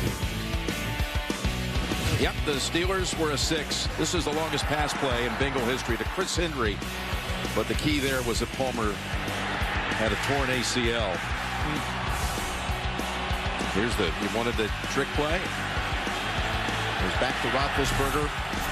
And Cedric Wilson at the end of that 31-17 win. Steelers go on to win the Super Bowl up in Detroit, Super Bowl 40. Here's McCarron down the sideline, and A.J. Green has his biggest play of the night. Had only 1 catch before it. We got a Steeler staff member down. Gain of 22. Good play. Threw it on time and caught A.J. Green in between the coverage. William Gay looking at the quarterback. Get it to him before the safety can get over there. Mike Mitchell to make the play. To the ground. Will Allen comes up on Hill. And, you know, it was a really good Bernard on the Bernard on the carry there. Sorry, Jim, but A.J. McCarron now has taken the glove off. You know, that last, can't make his mind up what he likes the most, but it did stop raining, so going to trust that these footballs stay dry. 2nd and 11. Sidearms this one. Dropped by Bernard, but Allen was right there again. Well, not going to gain any yards. Getting rid of it quick. Trying to avoid the hit. Now, every time they've played this Steeler defense, the #1 pass play, in my opinion, of the Bengals offense is when the inside receivers go down the field. They're called seams. They run them constantly for many looks. Have not seen that so far tonight. We go to the shotgun here for McCarron. 3rd and 11. Pocket breaking down on him, so he has to roll out.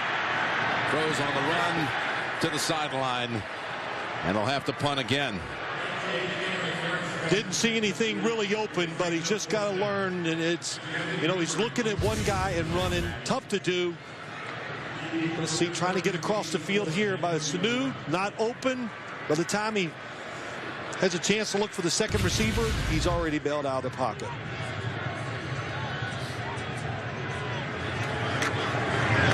And Hubert,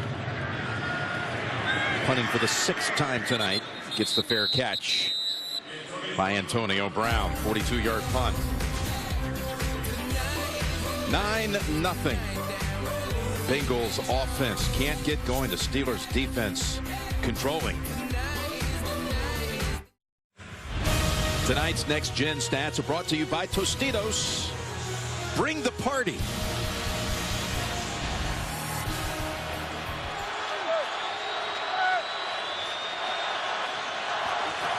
From the 18, there's the get to Toussaint. He saw that if he cut back to his right side, there'd be a lane there, and he took advantage for 7.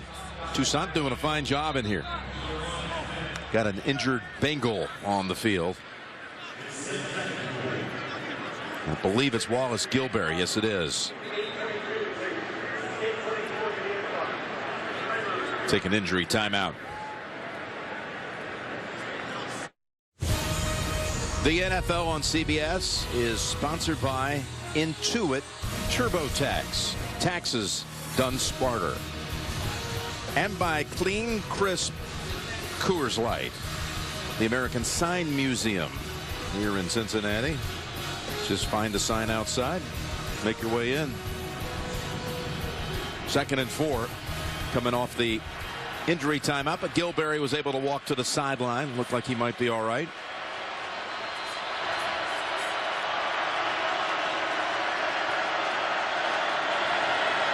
Toussaint. Again, a nice cut to pick up the first down. Deron Smith is in there in that secondary for Sean Williams. Excellent cut. They get Geno Atkins, get everybody moving down inside, and they cut it back. And Jim, that's the story. When they're playing pass defense, worried about the wide receivers, that's a big reason why the Steelers are having some success running the football. Nobody crowding the line of scrimmage. They're taking advantage of it. Got a new set of downs at the 30. Nothing this time. Maualuga blew up that play at the line of scrimmage. Wow. Just a great hitter in the run game when you look at Ray Maualuga. Yeah, that's the weak part of his game. If you want to call it that, yeah, if he has to cover a running back or somebody way out there one-on-one, that might be tough. But they don't ask him to do something like that too often. He's in there for just what we saw. To be physical, stop the other team's runs like he did that time. 2nd and 10. He's over the center right now, over Cody Wallace. And here they come. On the blitz, they find the open man. Brown got away, and he's cutting to the far sideline. Kirkpatrick is blocked, and Brown finally is tackled at the 10-yard line. They line him up everywhere. It was a blitz. They came free. The timing's good. And watch to your right. Watch Roethlisberger. Brown just goes across. He's the inside of 3 receivers, so you just can't pinpoint where he's going to be. And Roethlisberger stood on that back leg, just stayed back nice and relaxed, and put it right on the money against the blitz. How about that? How about this running? How about this effort spinning away and just seeing the field? Here's Wheaton putting a block on Kirkpatrick, who was gimpy again coming out of that. He has so much experience, Jim, of doing that. He does. That's why he sees it so well. He's done it many, many times. Toussaint. So after a 60-yard play, this one goes for nothing, and now there's a little scrum at the goal line.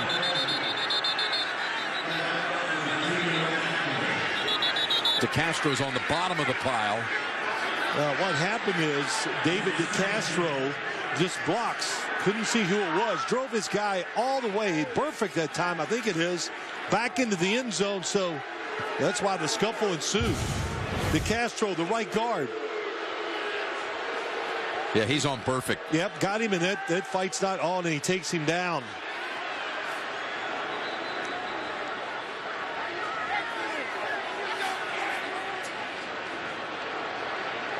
Says a lot about DeCastro, all-pro this year, and Well, the Steelers just they've had it with Burfict. Not that he's that I've seen him do anything here tonight, but he was the one who took Le'Veon Bell's season, brought it to an end. And actually, the last 2 years, he's had impact plays that have ended Bell's seasons, and then of course he had the hit on Ben Roethlisberger, for which he was fined.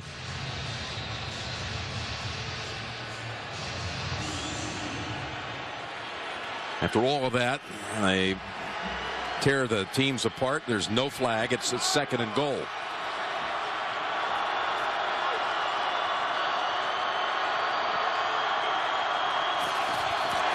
From the gun, Roethlisberger in zone bound, and it is a touchdown. Martavis Bryant living up to the challenge. Yep, nice route by him. Watch what he does, and you're thinking, how can he get open against Kirkpatrick in the back of the end zone? Top of your screen, number 10, little fake curl inside. Then look at the separation it gives him against Kirkpatrick, and Roethlisberger right on target. Well, look at the catch. As he tried to control it, make sure he didn't lose it. This is an amazing acrobatic effort from behind. I was so busy watching the route. And a flip. Does he keep control? Yes. Oh, that's like a tennis player hitting one of those shots across the net between his legs. Odell Beckham Jr.'s catch. We might not see that every 5 seconds now. We'll see this catch. I think he keeps control of it. I don't think there's any question. Oh. That's major style points. They're going to review the play. Waiting to find out if this is official. After reviewing the play, the ruling of a touchdown stands. Wow. I don't see any way how they could have gone the other way, because he never lost control of the football. It was always pinned against the body. But how in the world he figured out how to do this? Well, okay, he's got it here now, flipped completely over. And still hold on to it. Get it. Okay. That's one of the highlights. Be played back forever. Now we're going to go for 2 here, say the Steelers. They love this. Mike Tomlin says, I agree. Go ahead, go here. We're going to make it more than we miss. Roethlisberger looking for options. Zings it back of the end zone, incomplete. That was for Wheaton. They had been 8 out of 11 in the regular season going for 2. Unconventional by everybody else's standards, but it proved to work out during the regular season. Again, 8 out of 11 times, setting a record for most 2 ever converted in 1 year. Well, you think of Santonio Holmes toe-tapping touchdown against Arizona in the Super Bowl, another number 10 in that same right corner, and that was one of the great catches in Super Bowl history. But as far as playoffs, this one's going to make the all-time list. Yeah, it's unbelievable. The concept, the route, and I know Drake Kirkpatrick's been in and out with the quad injury, but even when you're healthy, it was just a clever design, so simple, expecting him to cut in front of the defender. And then, of course, to make this catch, how many times do you think we're going to see this catch in the next day or 2? Well, the thing is, why does he somersault? I think he realized somehow, in a flicker of a second, he realized that was the only way he was going to be able to hold on to the football. And here's the 2. And it was just wide of Wheaton. Oh, at that one point, he had to be thinking instinctively, this is the only way I can save it. And I can keep control of the football through the whole process. Absolutely. Now the skies have opened up again.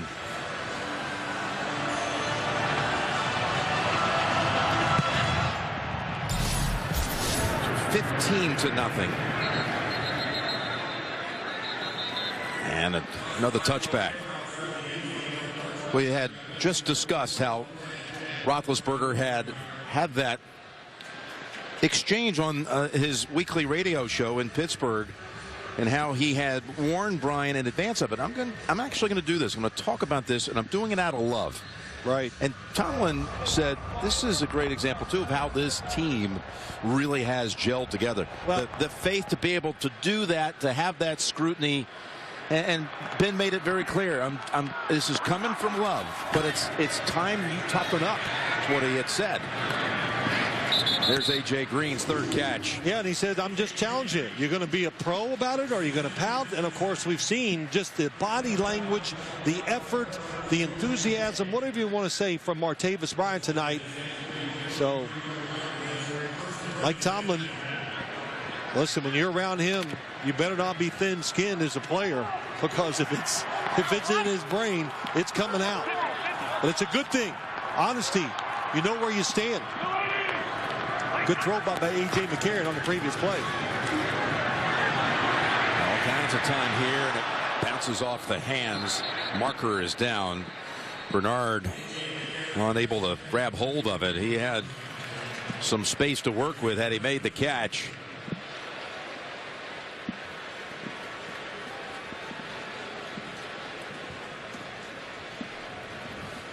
Prior to the pass, holding, defense, number 22. 5-yard penalty, automatic first down. Penalty on William Gay gives the Bengals a new set of downs. And the night before Super Bowl 50, the NFL salutes the best players and plays of the season in a primetime star-studded football and entertainment special. NFL honors Saturday, February 6th. Only CBS from the 36. Giovanni Bernard, there's that quickness. And that was a tackle by Mike Mitchell that should not be underrated, because he could have gone for a whole lot more. Kind of expected to see a little more of this, the shotgun runs by Giovanni Bernard, because when you spread out the Steelers, what are they going to do? They're going to bring in their pass defense. Makes it easier to run those type of draws up inside with Bernard. It went for 12. Here he is again. Into the hands of Shazier. Flag is out. Helmet is down. Now it's belonged to Bernard.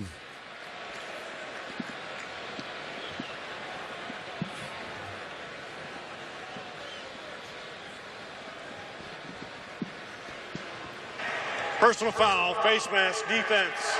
15-yard penalty, first down.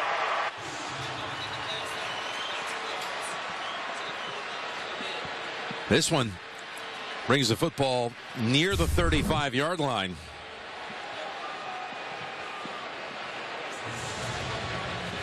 And now Cincinnati has a chance with this drive. Finally try to correct itself. Been sputtering for more than 2.5 quarters, and now on the move with a couple of penalties helping the cause for them. Here's the throw over to Sanu, and I think that was a backwards pass. Yes. Yeah, they are marked out of bounds at the 43. What were they trying to do there? Just trying to get pass out of bounds. Just trying to get some motion, some fake, throw the screen to the outside to fool the defense. In other words, fake the run. Here he comes around, look down the field, and here's the drop. The secondary receiver is Sanu, but the throw happened so quick he doesn't get in front of the quarterback. Remember, it says forward pass. The ball must go forward. If it goes sideways, that's a fumble. Well, it's a loss of 7. He's back to the gloves now as, again, the rain has intensified. Cincinnati has challenged the ruling of a backward pass versus a forward pass. We'll review the play. I don't see him winning this challenge. Mike Carey, you had a chance to look at it a couple of times. What did you see? When I first looked at it, it looked like it was forward to me, and I still believe that it was a forward pass. We'll see when he kind of on a replay. Okay. Yeah, brought a little doubt in my eye when I saw it the second time. Well, From the point where it's released to I think where you're it's right. first There touched, you go. Good it's shot. a good yard downfield. Definitely was not even a sideways pass. It looked like it was about a ½ yard forward. That's right. On that angle. Well done by our crew. Mike Arnold, our director, Lance Sparrow, our producer, and all these different angles covered, and the Bengals should recover 7 yards off of that. Yeah, it's a big 7 yards too, so very good challenge if he wins it by Marvin Lewis. Cincinnati this year has been one of the best teams in the league on challenges.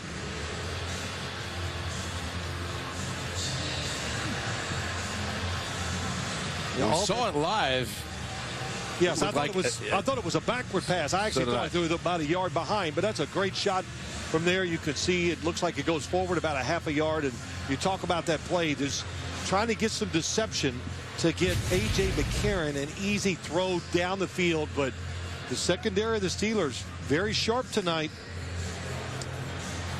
You know, taking advantage of the fact the weather, playoff game, young quarterback. Marvin Lewis puts one man in charge of making the decision whether to throw out the challenge flag or not. It's Robert Livingston, and he's done a fine job this year.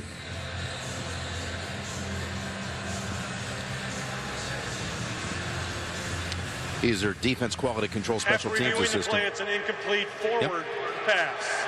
Please reset the game clock to 3:33. 3:33 on the game clock. Second down, 35-yard line. Cincinnati is not charged with the timeout. The game clock will start on the snap. So it'll be a 2nd and 10 now. Going right in the direction there of Hugh Jackson, who, again, has gotten a whole lot of attention and could very easily land a head coaching job when all the dust settles. Former head coach of the Raiders, who once made that trade that a lot of people said, what was that all about when he traded for Carson Palmer? And now I think people understand what he was doing. That's a good point. On the stop later to Arizona, people now get it. Here's Eifert. Eifert to the 28. Excellent call. Screen. They're going after the pass for 2nd and 10, so they throw the screen inside to Eifert, and the hustle by the Steelers stops us from getting extra yards.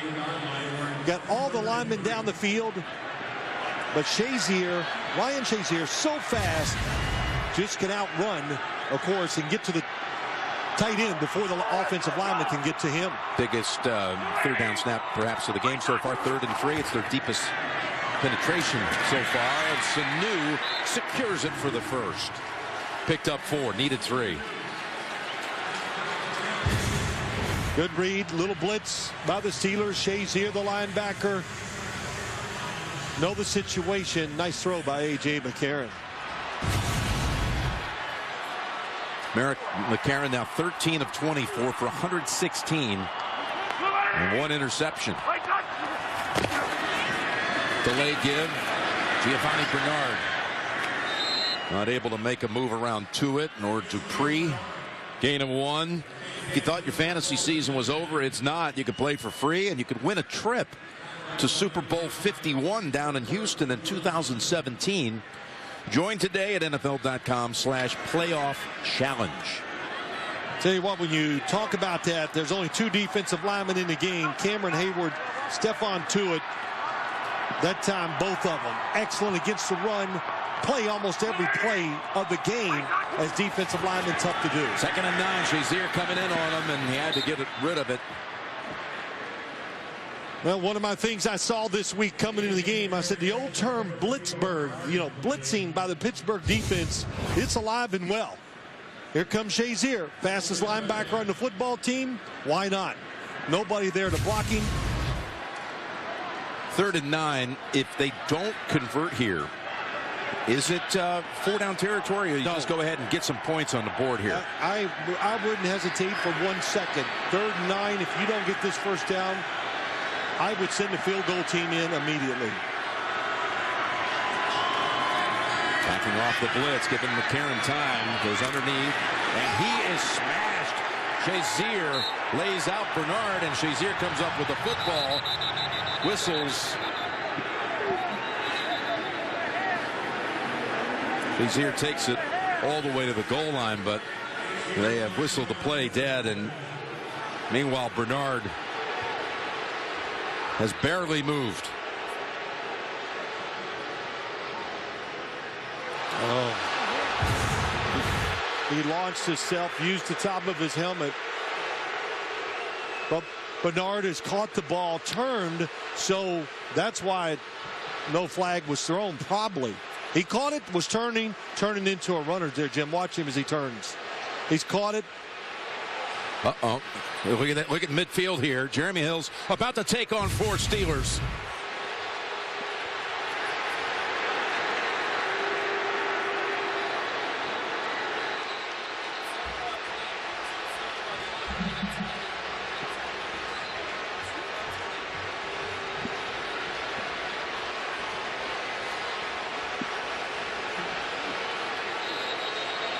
Stephon Tuitt's over there with his helmet off.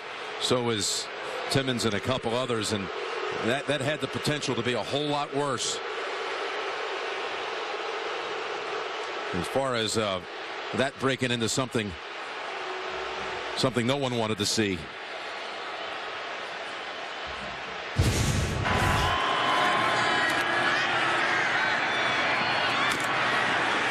To bring in Mike Carey again. Yeah. Mike, should there have been a flag here? This is the reason that they did not throw a flag. A receiver is no longer defenseless when he becomes a runner. He got 2 steps down, turned all the way upfield. They determined that that was not a defenseless receiver, just a very unfortunate hit.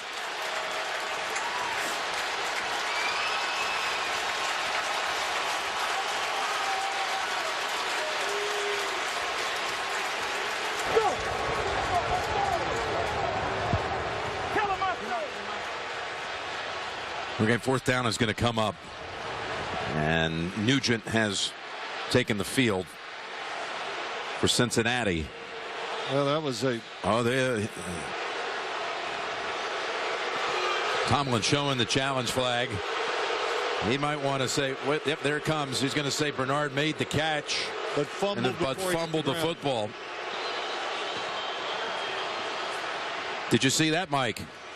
Well, this is a challengeable play, so we'll take a look at it, see if the ball was loose before he hit the ground. We've been focused on that hit. Look at Bernard. Who would have thought just a minute ago that he would be able to at least jog? I mean, it was thankfully able to get to his feet. But he's going in. No doubt. Concussion protocol. The previous play of down by contact, which is a fumble, with a clear recovery by Pittsburgh. We'll review the play. Here it is, Mike. All right, as before, control, 2 feet, turn, getting ready to run. Ball definitely comes out. And the ball is loose, but let's see what happens with it. Where does it end up? It's on the back of Shazier. Correct.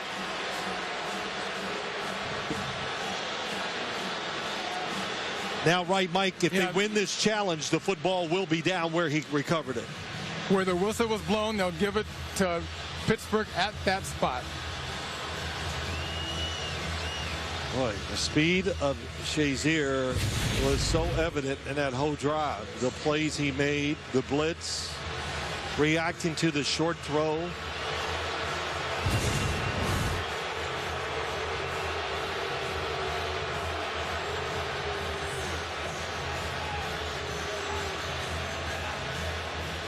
In slow motion, you can see that the receiver, he turned around, had a good look at what was happening in front of him. Right. The collision happened, the ball came loose, and it was recovered by Pittsburgh. All right, good call. That's the way I see it.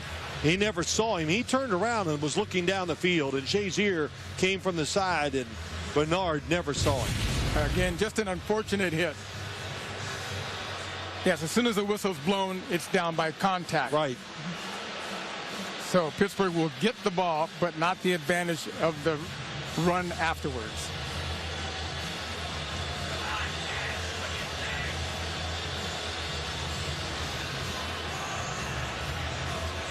Well, I don't know exactly when they changed the rule, Mike. I'm just going to say this. It used to be when they blew that whistle, even if there was a fumble, it didn't matter. It's been quite a few years now where they said, no, they're going to let the play continue in a situation like this where you can get the recovery, even though it wasn't ruled on the field. This crowd is in a frenzy after this whole sequence of events. And this goes against their side. Wait to hear this. It is a fumble. It'll be a Pittsburgh football, 1st and 10, 37. Please retest the game clock to 1:37, please. 1:37 on the game clock. Pittsburgh is not charged with the timeout. So it is a Pittsburgh recovery.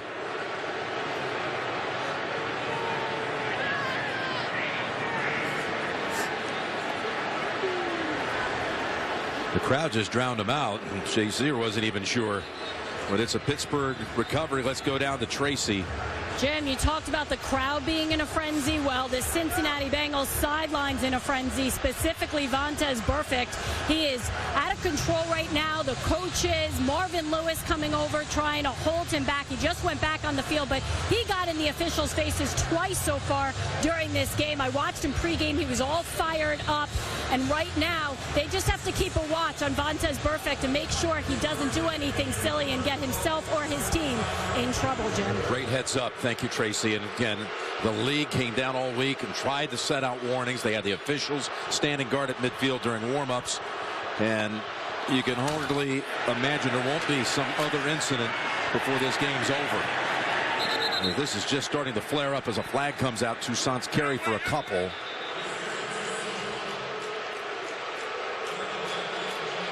And water bottle's been tossed onto the field. Burfict and DeCastro, after that play, had an exchange of words. And now they're trying to settle him down. They did on the sideline, the Bengals staff, and now the officials are.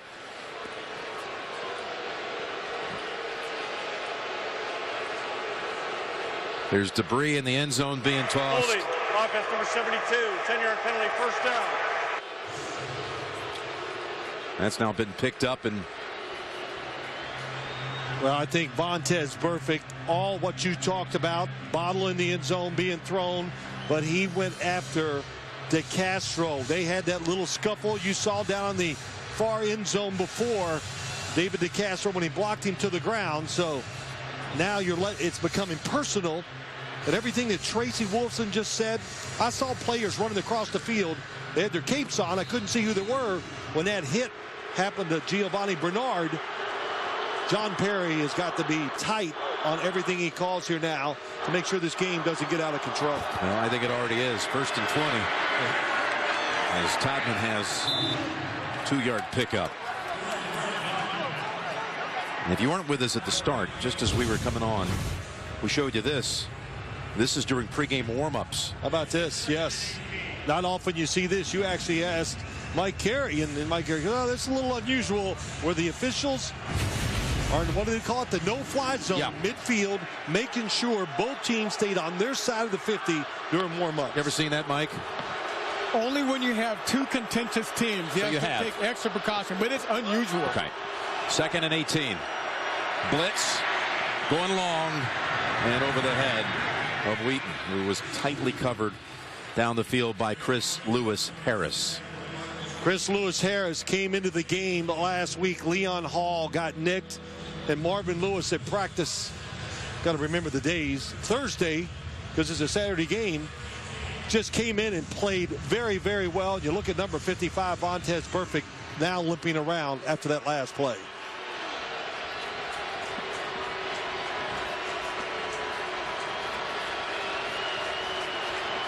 .38 seconds to go, 3rd quarter.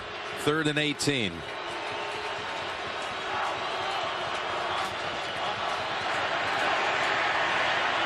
Roethlisberger in trouble. Decked at the 3 by Burfict, who has the football, but the quarterback is hurt. Roethlisberger fell on his shoulder. Oh, boy. Yep. Got pinned. Couldn't protect himself.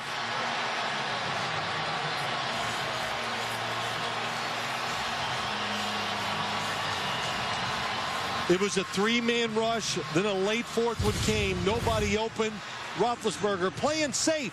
He knows he's got the lead. And there you see the weight just falls right on him.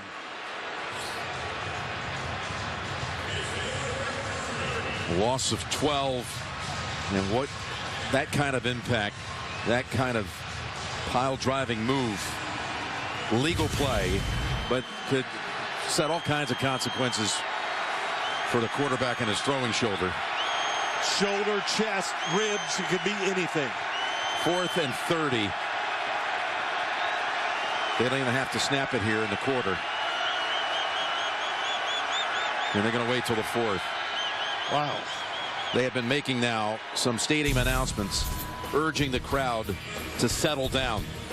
Through 3, Pittsburgh 15, Cincinnati nothing. You're watching the NFL on CBS. Well, during that timeout, Roethlisberger carted in, and debris was being thrown at him. The crowd was actually even cheering as Roethlisberger was taken to the locker room.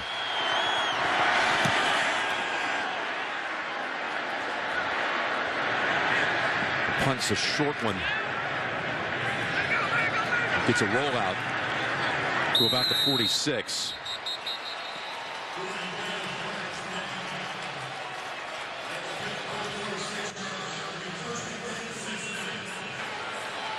Roethlisberger injured on this play right here.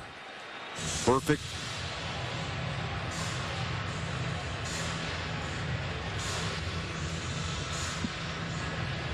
You can just tell immediately, Jim, on the hit when he hits the ground. He's the delayed rusher. They had 3 guys coming at him, guys in protection. Perfect. Comes at the quarterback late. Nobody open, gets the hit. And we just saw where Ben Roethlisberger went. Karen's throw. He missed Croft that time, covered by Timmons. This drive starting in Pittsburgh territory. It's the first time the Bengals in the postseason have started a drive in the opponent's territory in 65 postseason drives.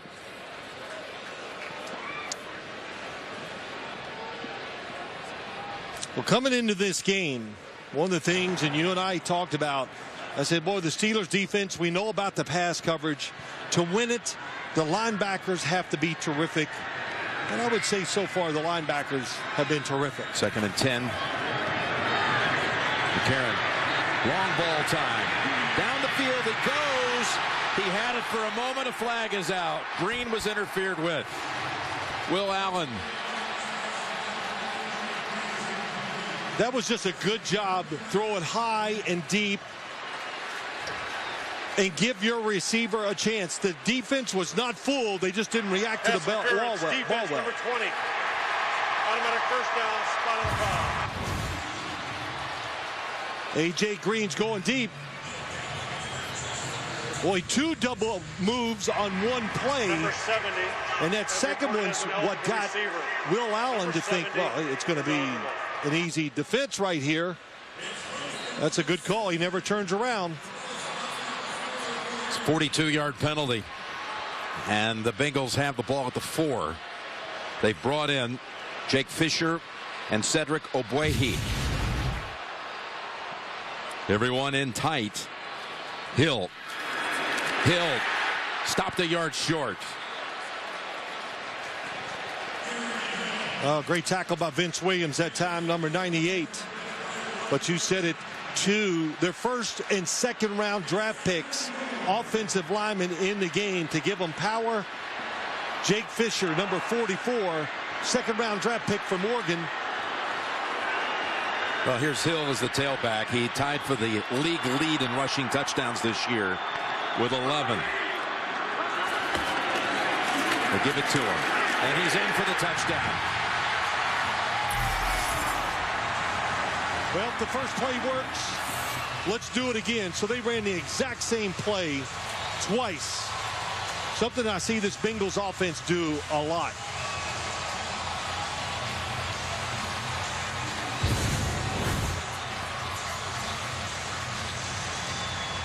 Boy, good job by Jake Fisher, the fullback, to get lower than the defender, and it helped Jeremy Hill get into the end zone. Coming into the quarter, the Bengals had gone 5 straight postseason quarters without scoring. Extra point, Nugent is good.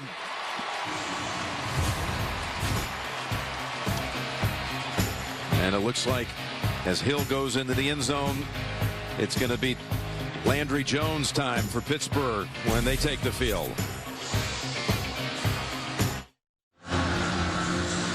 Welcome back to Cincinnati. Initial reports from the Bengals is that, or from the Steelers, excuse me, is that Ben Roethlisberger has a right shoulder injury. His return is questionable. He remains in the X-ray room right now. As soon as we receive any more information, I will pass it on to you, Jim. Okay, Tracy. Ben came in and relieved Landry Jones week 10 against Cleveland. And now Jones has to come into this game in relief of Ben. So. Well, now the tables have switched. You got a quarterback, Landry Jones, that has a little experience this year. He's played some, started, but now the Bengal defense. Landry Jones has done well, but he's not Ben Roethlisberger.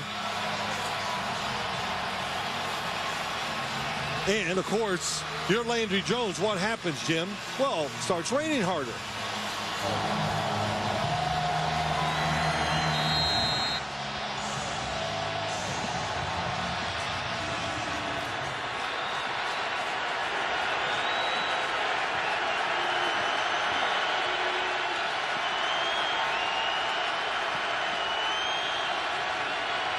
Starts from the shotgun. Ball's in the air and incomplete. It was Sims who got a hand on it. Steelers, Bengals, perfect, and Roethlisberger. This hit right here took a little money out of Perfect's wallet. Fine for that one. Ben made it very clear he thought he was going after him. Perfect was in that one. Right. After the game, and now this one tonight.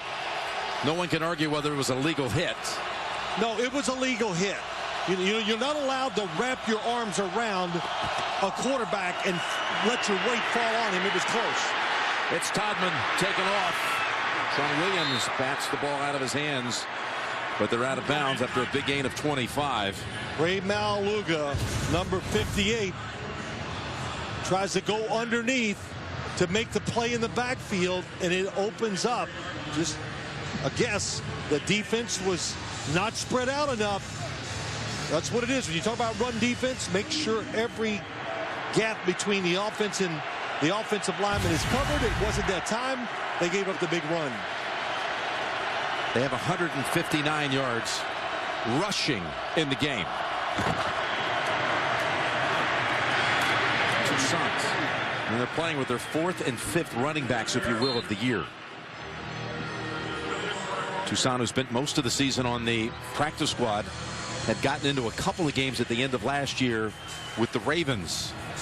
Originally signed by Baltimore, undrafted out of Michigan. 4 games in all for the Ravens last year. Even played in the playoffs. Got a couple of touches in that great game, that divisional game that went back and forth with the Patriots last year. I know one thing.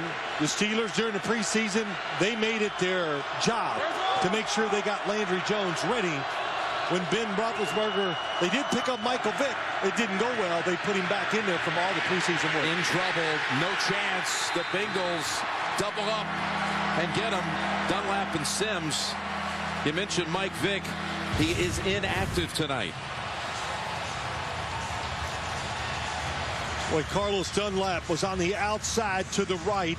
His spin move just forced his way in between the linemen. It was really Sims. And helped Sims get there first. But he was making Landry Jones move. Sims with a batted ball on this series, and now a sack.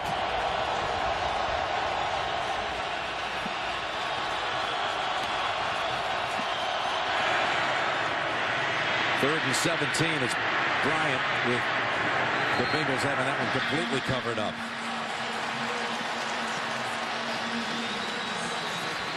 And Perfect over there near the Steelers sideline. Well, what do you want to say? Looking for trouble. You don't want to see this game get completely crazy. It's pretty close. Anytime he's hovering over by the Steelers sideline, I can't lead to good things for anybody.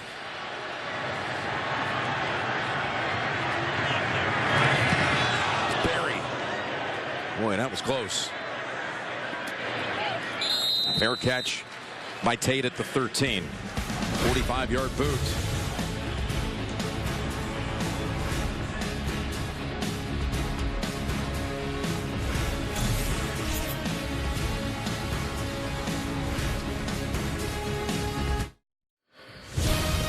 The NFL on CBS is sponsored by Domino's. Order online at Domino's.com. Geico, 15 minutes could save you 15% or more on car insurance. And by Verizon, join a better network because better matters. Jim Nantz, Phil Simms, Tracy Wolfson, Mike Carey. It was been one of the most physical games you'll ever see. Well, it was a great physical contest for a lot of the game. It was fun to watch. The speed and the defenses were ferocious. And then, of course, a lot of side action to go along with it. Here's McCarron setting up screen to Hill. He's got room.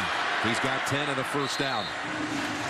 I want to go one time more back to the Roethlisberger play where he was sacked by Burfict and just ask you, was this, in your mind, a legal tackle? Phil talked about the rule, had it.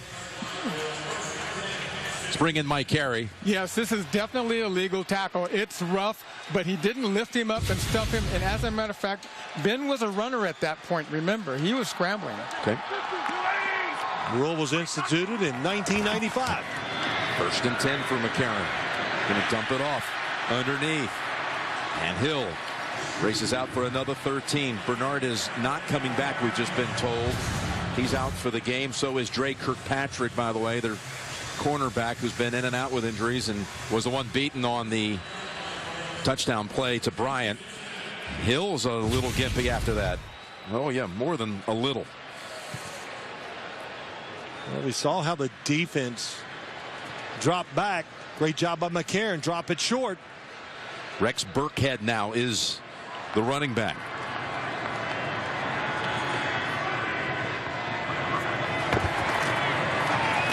As Burkhead getting a chance to handle it. And he's got 4. On Super Bowl Sunday, Pepsi presents the biggest concert of the year, the Pepsi Super Bowl 50 halftime show. And for the first time ever, Pepsi is giving fans exclusive behind-the-scenes access as the show comes together. Pepsi.com for more details.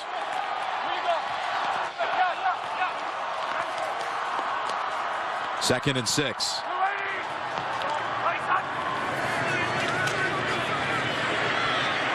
McCarron, he's got running room. Eyeing that first down marker, and he's close. Good job by A.J. McCarron. Has moved around tonight when he needs to make a play when he can't find anybody open.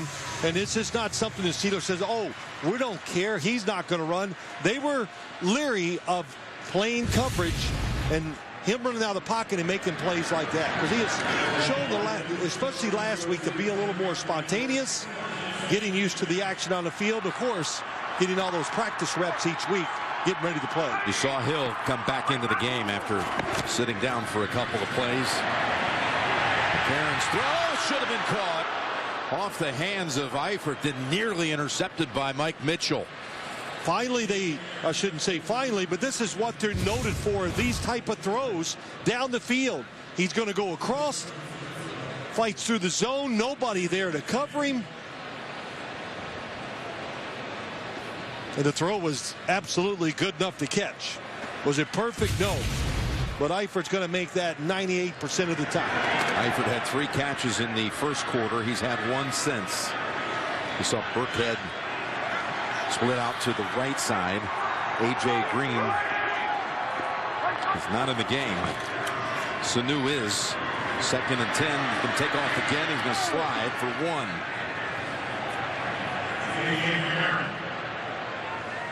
Rex Burkhead, we did the playoff game last year for the Bengals, right? Remember, he was a big part of it. Part of their passing game. Yeah. It's like their top wideout in the game. A.J. Green's back in this play. But the Steelers are really dropping deep in coverage. Mike Mitchell The last play was 30 yards deep in the middle of the field. And look at him right now, how far he is going back. Why is he getting all the way back there? Because he wants to see what's going on and make sure A.J. Green or one of those receivers, they get open deep, he can chase them down the sideline. Timeout, Cincinnati. It's first.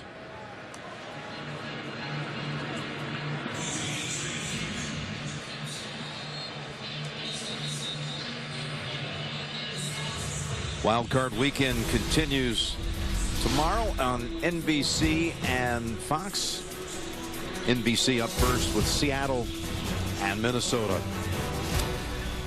In chilly weather, Green Bay and the Redskins on Fox.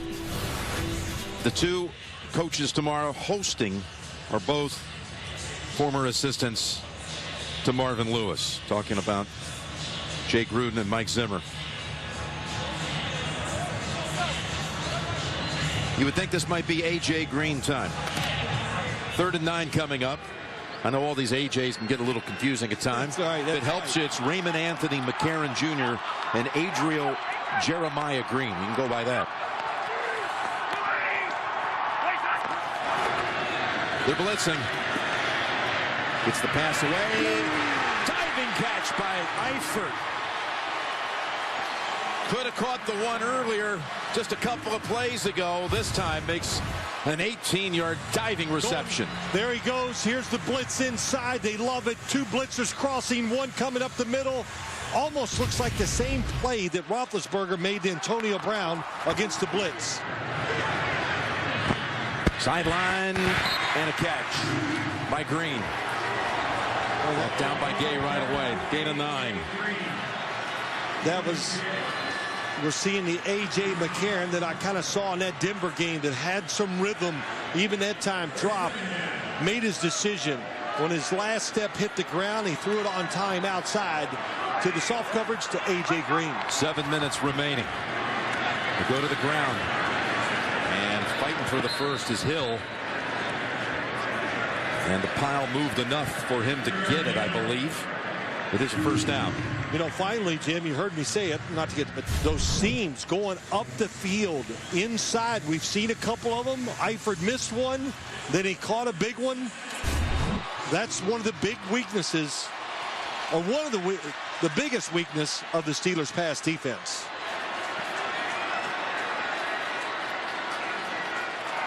Remember, Cincinnati had 2 first downs in the first half, now with 15 in this half.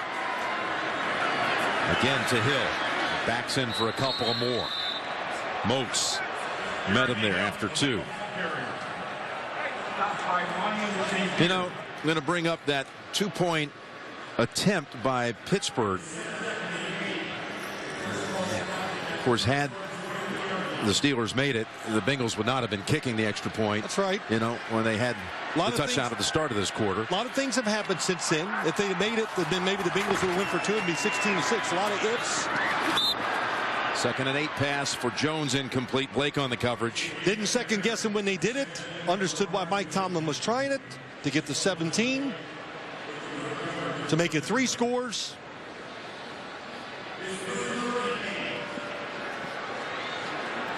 The most important thing right now, 3rd down, 15-7. Know that you're definitely in field goal range. Be careful with the football. Andy Dalton looking on. 3rd and 8, 5:52 to go.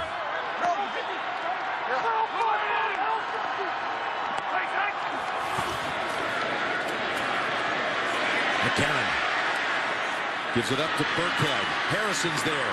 And Harrison takes him out of bounds short of the first. And now it's going to be 4th and 3. They immediately bring out Nugent.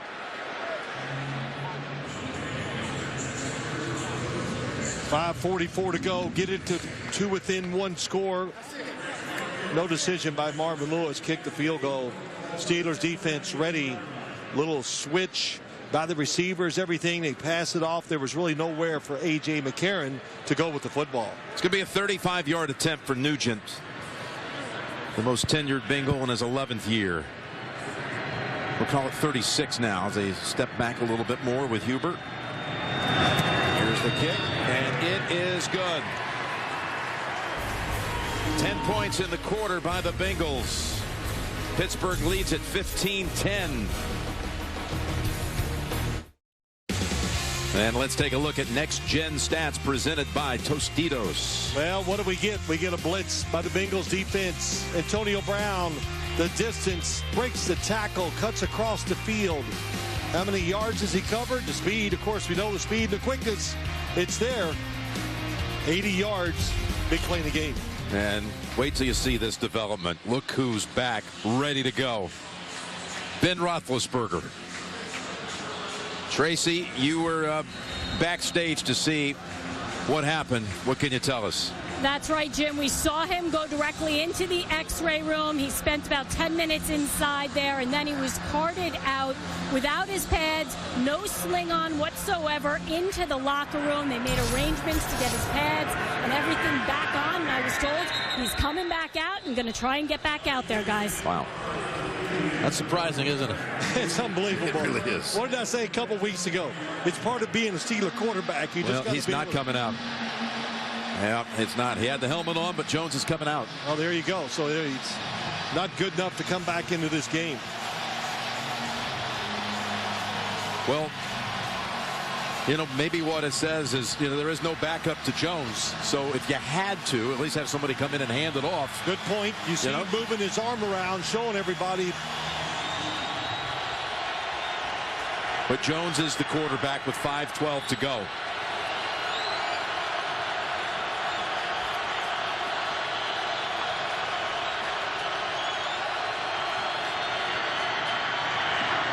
Jones throw, and it's caught by Brown for a pickup of 6. Billy's over there on the sideline. He's not even, you know, warming up any throws or anything like that. Yeah, I never saw him warm up when he came back out, but the way he put that helmet on, the way he was standing there, everybody was around him. I thought he was coming back into the game. Like Tomlin, I'm sure, asking what your status is, how do you feel in case we need you. Yeah, what can you do? What could you give us?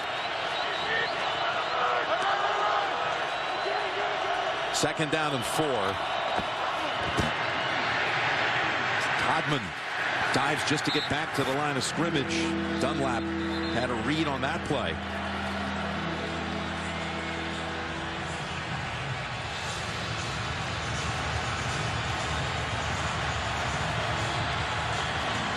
And the rain again intensifies with 4 minutes approaching. The jungle has turned into a rainforest. Yeah, it sure has. The crowd noise, usually the Steelers would throw screens. They have lots of different types of plays they can run in these situations. But so far tonight, the Bengals defense has been all over those underneath throws. Here's a 3rd and 4 play. Jones down the field and incomplete. And no flag. Leon Hall on the coverage of Antonio Brown. Leon Hall got a little nicked up last week, but in good position. If the throw's inside, Sean Williams is going to be there to knock it down. So Landry Jones threw it the only place he could, outside. Adam Jones is back to return. Had his only 2nd fair catch of the season earlier in this game. A dangerous threat. He's going to have a chance to handle it here.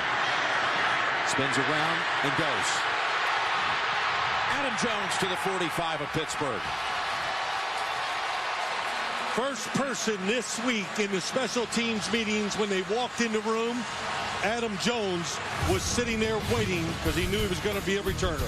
24-yard return. And Cincinnati down 5. Has the ball in Pittsburgh territory. 3:28 to play.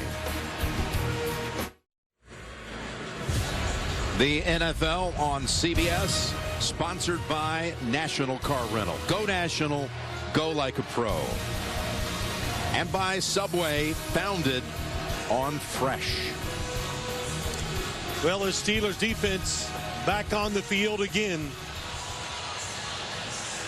And why am I bringing it up? Because Conditioning, being tired, it's got to be part of this right now.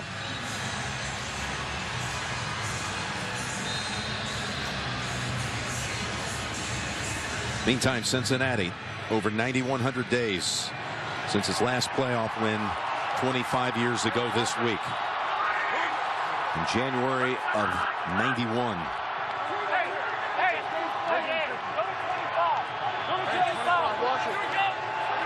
Seven attempts since. He changed the play. The defense changed its play also. And McCarron, little jump pass. And the shoestring catch by Hill for 3. Is McCarron looking a little more confident to you at the moment? Absolutely. He's had a few good drives. Even the last drive had good rhythm. It's taken a while, but he's hung in there. 20 of 35 for the game tonight. 2nd and 7. Steeler blitz. Quick pass. And it's pulled down for the catch by Marvin Jones for 6 yards. Well, James Harrison had a terrific pass rush the play before, and this time what's he doing? Trying to get outside, almost gets there to be the underneath defender under Jones, but McCarron threw it on rhythm, puts his offense in a good 3rd down situation, and yes, absolutely this is 4 down territory. 3rd and 1. A long yard to go. I know you were going to ask me that question, so that's why I asked. No, I think that one, there's no question at all. As McCarron's in trouble and is able to get rid of it. It was Shazier who had the heat on him. You got to always look to the backside. It was a corner blitz that time. Here comes James Harrison. Here comes William Gay. And it was really Shazier that forced him ultimately to just throw it out of bounds. 4th. Well, they're calling it officially 1. It looks like 2. It's a good job. You know the play you're going to run. They got lots of them. Don't use the timeout. In case you don't get it, you're able to stop the clock and get the football back with time. Here they come on another blitz. William Gay blitzing, leaving open Jones. Hammered down after the 1st down by Moats.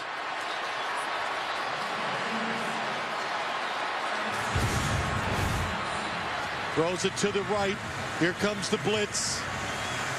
It was William Gay on the blitz. Yep. Oh, it was Jones coming all the way across.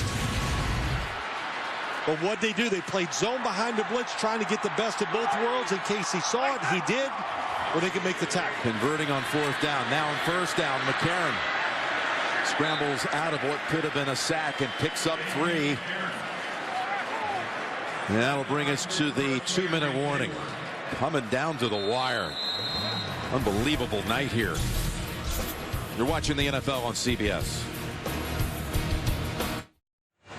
What will the divisional round look like in the AFC? Where will Kansas City be going after its 11th straight win today? If Cincinnati pulls this off, the Bengals go to New England, sending Kansas City to Denver. A Pittsburgh win puts Kansas City at Gillette Stadium and sends the Steelers to the Mile High City. 2nd and 7 coming out of the 2-minute warning now. Bengals with 2 timeouts. Having entered this quarter down 15-0. Here's McCarron. And that pass. Errant throw in the direction of Mohamed Sanu. After the game, the Subway post-game show. James Brown and all the crew standing by for the highlights and their analysis of this game, all coming up on the Subway post-game show. Well, you're the Steelers, especially on the defensive side. There's 2 ways to play it. Go after the quarterback. They've been blitzing every single play until that last play they set back.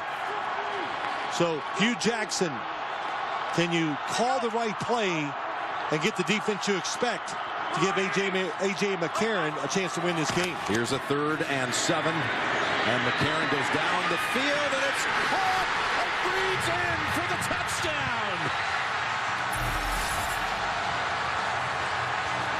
We saw it early in the game, and this pass was knocked down, but A.J. Green goes inside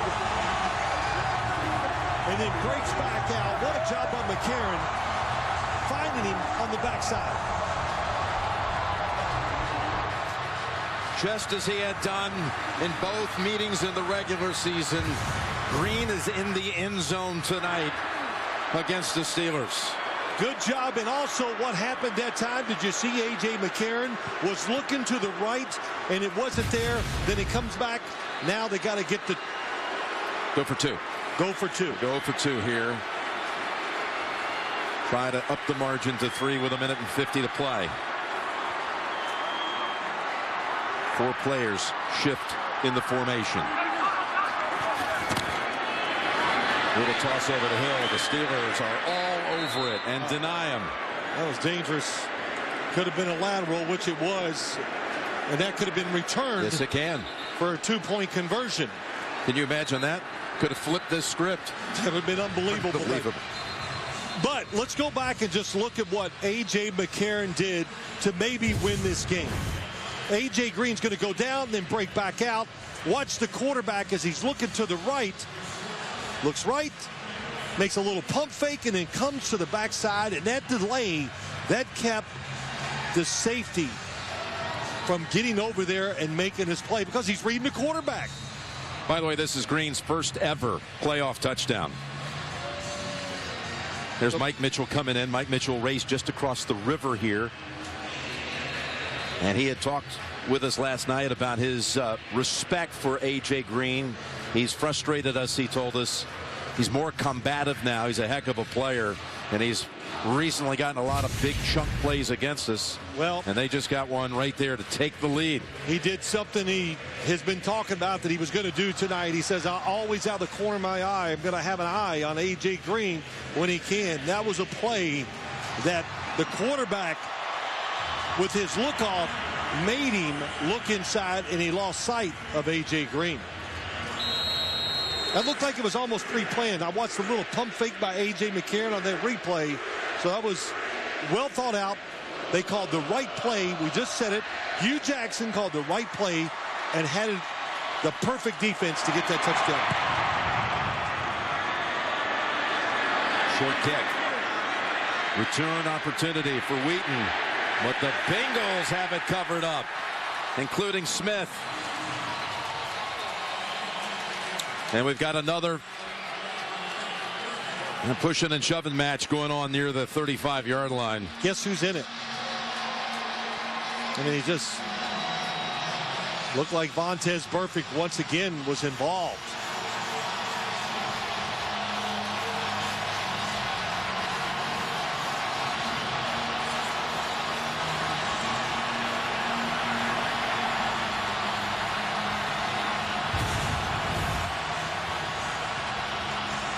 Gosh, Burfict just was coming in trying to police things that time. Steelers have all their timeouts. Trying to drive to get an attempt at a winning field goal. Jones, middle of the field, and that is intercepted, and it's Burfict who comes away with the football.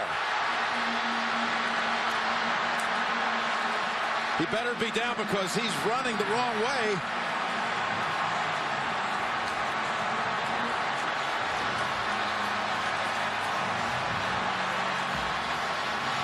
I mean, what is going on here? 5 Bengals ran right up the ramp to the locker room, including Burfict with the football. Question is, was he down? I believe he was. Watch what he does, though. 55. What a job. Contact, he's down. Contact takes him to the ground. There it is on the ground also. Yeah, no question. But he fooled the quarterback. I thought for a moment there, were we going to have a Jim Marshall moment here? Dialing back a memory from years and years ago, the old Viking. Running the wrong way. Vontaze Burfict. Did he do it all tonight? Caused a lot of trouble. But the sack, Roethlisberger, the tackles. Watch him as he read the quarterback. He was going outside, stopped it, and broke back inside to get the interception. Awesome job. This game is not over. The Steelers have all the timeouts.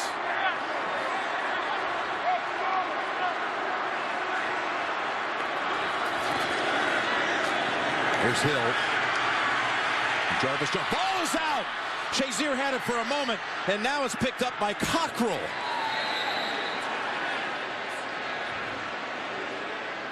Let's see here. They're going to rule that Hill was down.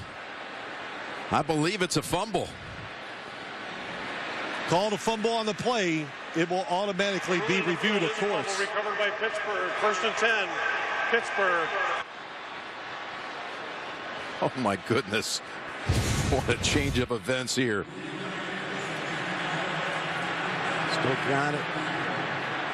Wow, that was the stripped away by Shazier. Did the elbow touch first, or was the ball coming out? It's coming out. Mike Carey, no doubt about that, right?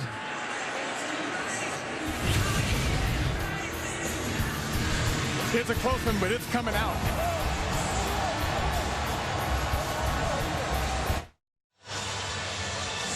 Ruling on the field as Jeremy Hill fumbled. Watch the knee, watch the elbow, but the ball there is moving.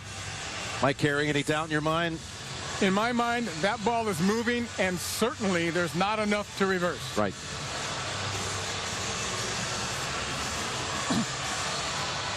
Start doing the math on what would this situation have been. After reviewing the play, the ruling on the field stands as called. 1st and 10. And look who's coming out. I'm looking across the way. Ben Roethlisberger trots onto the field. This whole exchange of turnovers, Pittsburgh lost 5 yards in 27 seconds. Now, had Cincinnati just had 3 pedestrian running plays and Steelers would have taken all their timeouts, probably would have gone for a field goal. Yes. But you would have been somewhere. That was the idea. Under a minute. Jeremy Hill let the ball get ripped out of his arms. Can Roethlisberger throw it at all? Flings it over to Bryant. Bryant in traffic. Makes a nice couple of moves and picks up 8. Trying to drive them to put them in range for Chris Boswell.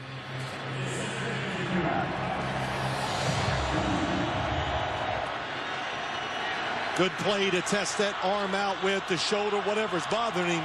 The screen play to get him moving. Roethlisberger's throw is incomplete.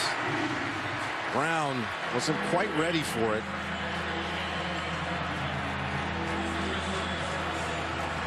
Defensive backs. Leon Hall is now not in there either, Jim. So there's Hill standing alone in a very defensive stance, having fumbled for the 4th time, having lost the 4th fumble of the year.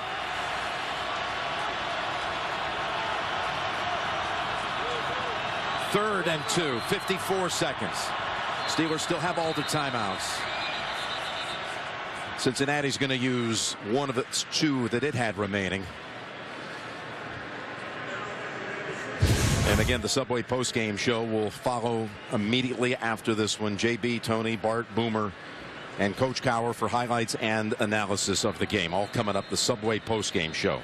Those couple of throws, I know they weren't long throws, but could you tell anything about Roethlisberger being compromised right now throwing the football? Well, hard to tell, but they did look okay enough where it looks like, you know, I can't say that, hey, his arm looks great, but still got it out there with some pep on it. And you look at Marvin Lewis going up and down the sideline, looking for that first playoff win.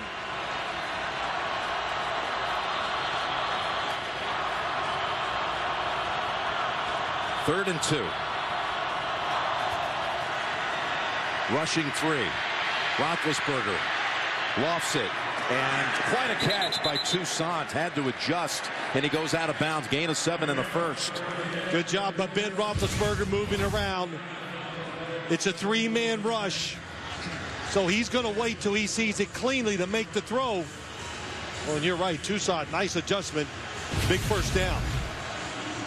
Gets out of bounds, saves the timeout.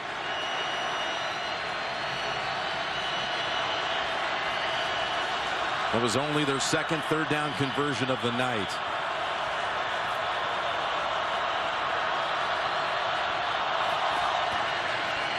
Roethlisberger swings it over to Toussaint. Gets a move to get around Lewis Harris and near another first, and Pittsburgh's got to take a timeout here.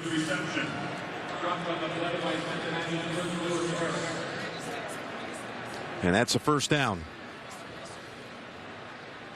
Cincinnati playing the averages, Jim. Playing soft. Let him throw that underneath. Get those yards. They used the timeout, but you can't continue that coverage. A couple more completions. 2 timeouts. Extra defensive backs. Look where they all are, how deep everybody is. Remember, they've lost Kirkpatrick to injury tonight, and most importantly, Reggie Nelson. So they've lost 2 starters in the secondary, the Bengals. Well, and Leon Hall is not in there also tonight. Who is the extra defensive back? No, he's back in the game now. But Roethlisberger did the right thing, throwing those footballs short and getting in this position. Time is still on his side if he has to throw it short. Here he is on first down and under pressure. Throws it incomplete.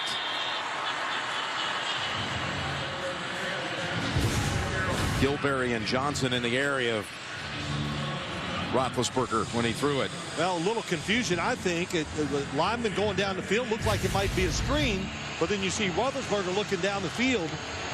That couldn't have felt too good on a tender right shoulder, that hit. 2nd and 10. Will Antonio Brown be a factor here?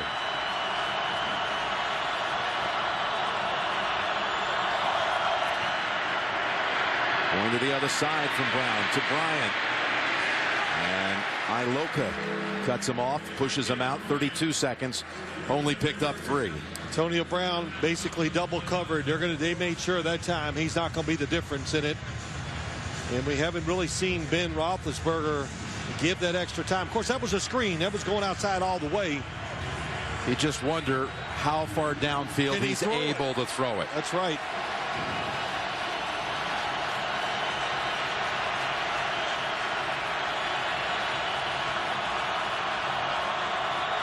Third and 7 with 32 seconds. Try to cross him up on the ground. Toussaint got tripped up.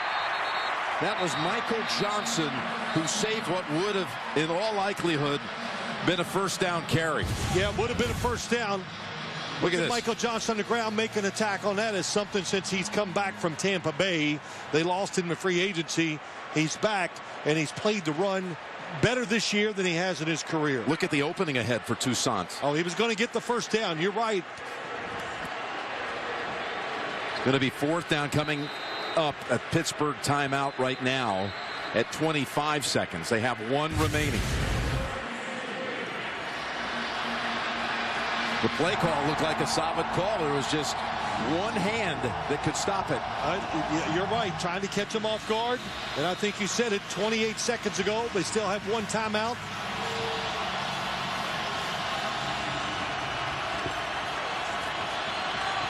They added 3 seconds here on the clock. Timeout, Bengals. Final 1.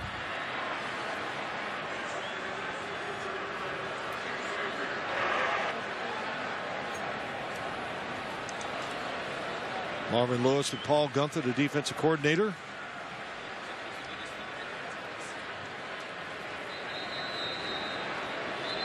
Well, first things first for Pittsburgh. Got to convert here. Well, they got to convert, and you just got to make sure you tell your defense, tackling, if they catch the football, get them to the ground.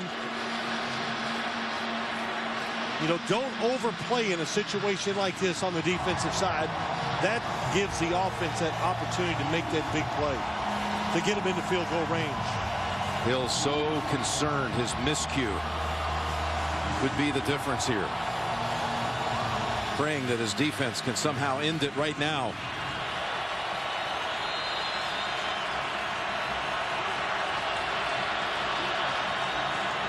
Fourth and 3.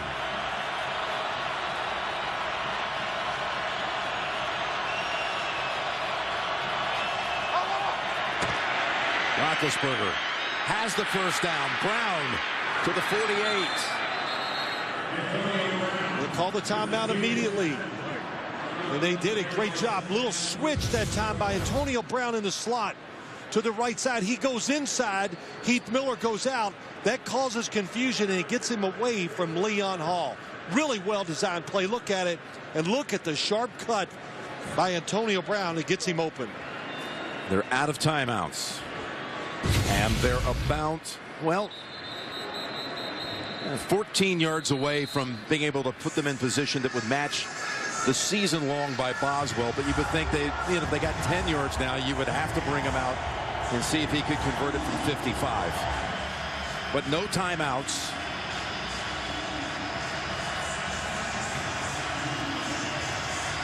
.22 seconds to go.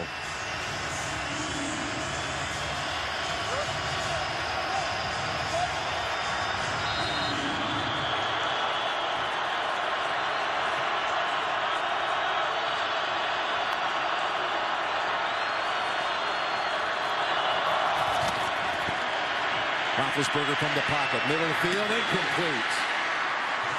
Personal foul. A flag does come in. Went to the head. Lewis Harris is going to be flagged for this on the hit on Antonio Brown, and it's going to put the Steelers in field goal range. Burfict was in there too. Perfect. It's coming across the field. I saw it. I thought it was him. Yeah, and I know that they both were in on the coverages at 55 or 37. Personal foul, defense number 55. 15-yard penalty. Automatic first down. Perfect in the end. Definitely took the shot to the head. You could see it live. Marvin Lewis, before this drive started, was talking on the sideline the whole time, it seemed like, to Vontaze Burfict, and yes. Oh, my goodness.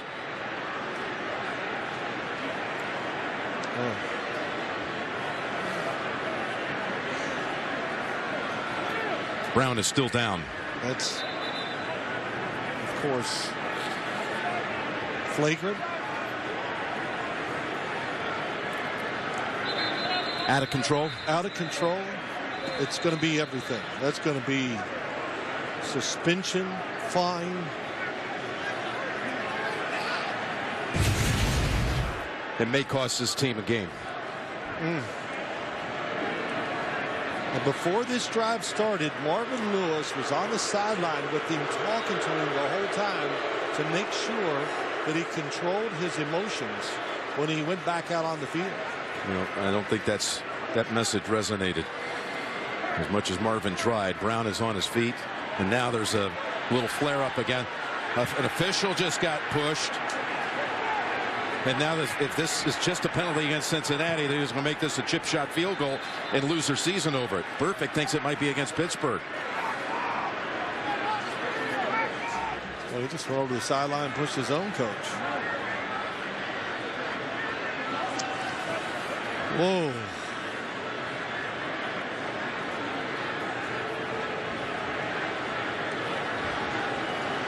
You know, listen, Jim. This call is huge because it's going to have everything to do with this field goal attempt. Well, it's huge, but it's sad.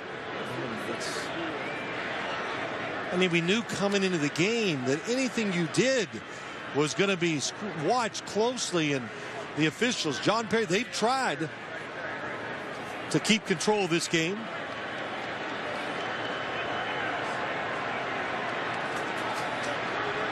Personal foul. Defense number 24. 15-yard penalty. First down. Adam Jones. Well,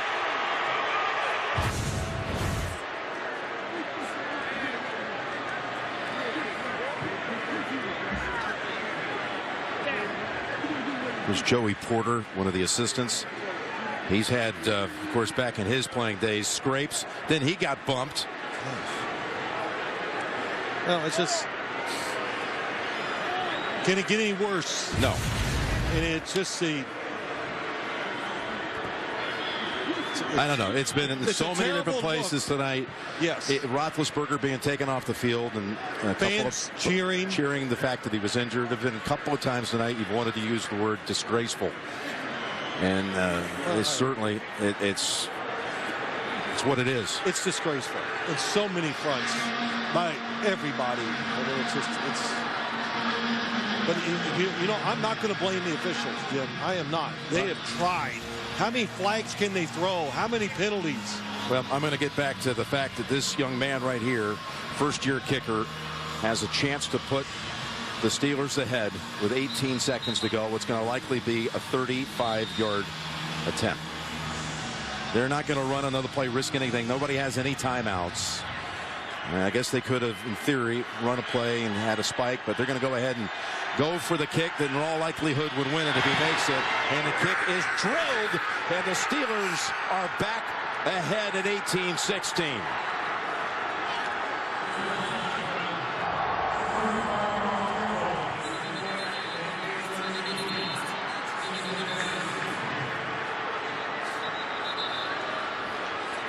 Well, again, the last unsportsmanlike penalty on Adam Jones made this all the way down the field to a 35-yard field goal.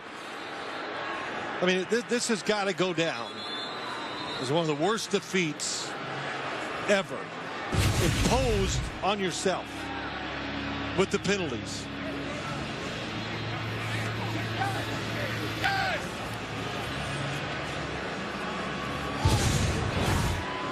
So it all began with the Hill fumble just after Burfict had made an interception that looked like it could have possibly sealed it.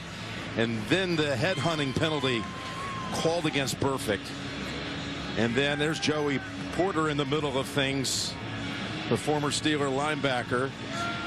And there's Pac-Man Jones in the middle of it. And he draws a flag that makes the kick only a 35-yarder off the 15-yard penalty. You try to stitch that together. You try to write that story. There's 4 or 5 moments here in the last minute of the game that you just shake your head and you can't believe it.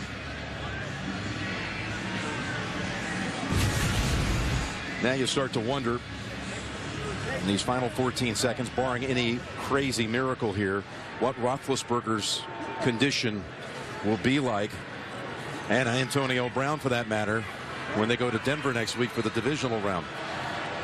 Well, you got to wonder too, the Bengals, Marvin Lewis, this game, how it unfolded, looking for his first playoff victory. You think it's over. We got the football. Adam Jones.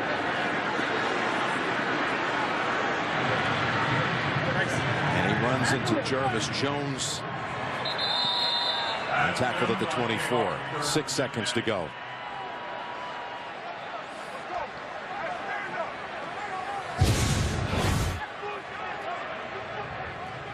Jones was arguing his case to Perry. Well, it's too late now. And all the great plays and stuff by Adam Jones and Vontaze Burfict. They had highlight reels here tonight in plays they made on the defensive side. None of it will be remembered, of course.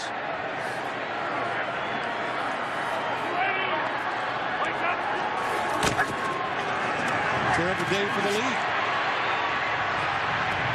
McCarron launching it deep. Batted down by Shazier. And the game is over. The Steelers have come back behind Roethlisberger, re-entering the game and driving them with the aid of penalties to the game-winning field goal. I want to see what's going to happen down here on the field as the Steelers try to hurry to the ramp and to the exit. Well, there's a lot of debris being thrown down on the field.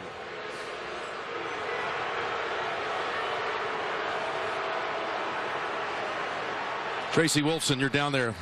Take it away.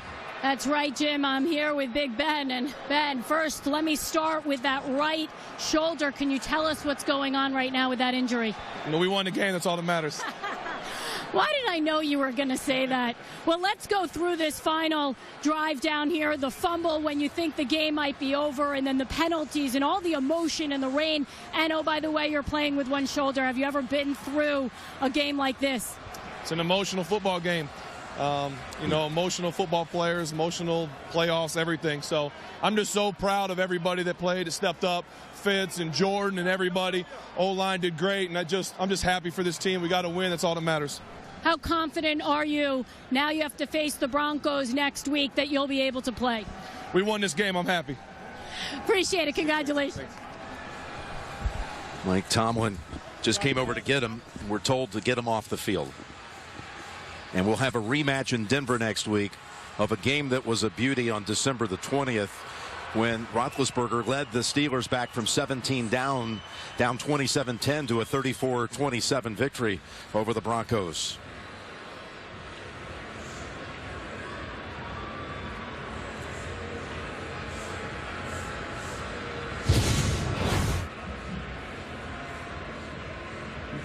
Right at the end of the game, Marvin Lewis giving an earful to Vontez Perfect. Adam Jones sobbing. You saw the fans, the same thing. The drought does not end on a rain-soaked night. A vicious, violent game it was. And now we're all set for the AFC divisional round. Kansas City is traveling to Gillette Stadium to take on the Patriots. The Chiefs and the Patriots, that's Saturday on CBS. And then on Sunday, again, Pittsburgh and Denver will meet for the second time in a month. What a sequence of events at the end of this game. Yeah, it really was. Started with the fumble. Ben Roethlisberger comes back in the game. The 2 personal fouls, the game-winning field goal. Boswell absolutely split the uprights. And the Steelers advance. Heartbreak here for the Cincinnati fans as the Bengals looked like they had it. And then some out-of-control moments at the end cost them their season. Coming up next, the Subway postgame show for Phil, Tracy, Mike Carey, Jim Nance saying so long from Cincinnati. You've been watching the NFL on CBS. James Brown and the crew coming up after this. The Subway postgame show is powered by Subway Restaurants, the official training restaurant of athletes everywhere. Subway, where winners eat.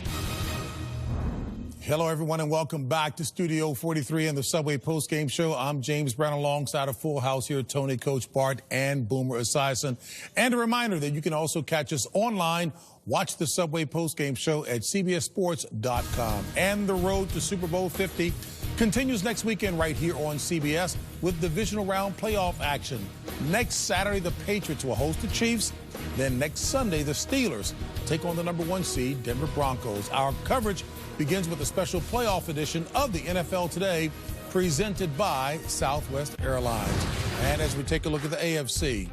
Well, there you go. Kansas City is going to be visiting New England next Saturday. Then Pittsburgh, by virtue of their win over the imploding Cincinnati Bengals, will visit the Denver Broncos. Then you'll see tomorrow Green Bay at Washington, the late game, the early game, Seattle at Minnesota at 1:05. Well, you know what? You talk about snatching defeat from the jaws of victory. A total lack of control cost Cincinnati. Well, JB, here's the fumble right here. This is going to lead to the comeback for the Bengals. But, I agree with Phil Simms. This was a disgraceful performance by the Cincinnati Bengals. A ugly performance by one Vontez Perfect, who should not only be fined but should be suspended for a significant amount of time next week. The guy's a danger on the field to opposing football players. Adam Jones right there, he gets into it, another penalty. This leads to this easy field goal kick for Boswell. But I have to tell you right now, I'm a former Bengal. I'm embarrassed by the way that this game ended and by the way these guys acted on the field today. I feel bad for Marvin Lewis. And I'll tell you one thing, if Marvin Lewis can't control his players, then maybe Marvin Lewis shouldn't be standing there on the sideline coaching that dreck. And let me just say this. I think when you talk about this game, we saw this with Odell Beckham and Josh Norman. Right now, that responsibility, I take it away from the officials. That is the head coach. They have to have your players. They get to a line, and when they cross it, they should no longer be in the game because they could become a detriment to your team. That was Vontez Perfect at the end of the game. He lost his game, and that goes on the head coach, in my opinion. Yeah, we talked about it before the game. I mean, during our break, before we started here on the air.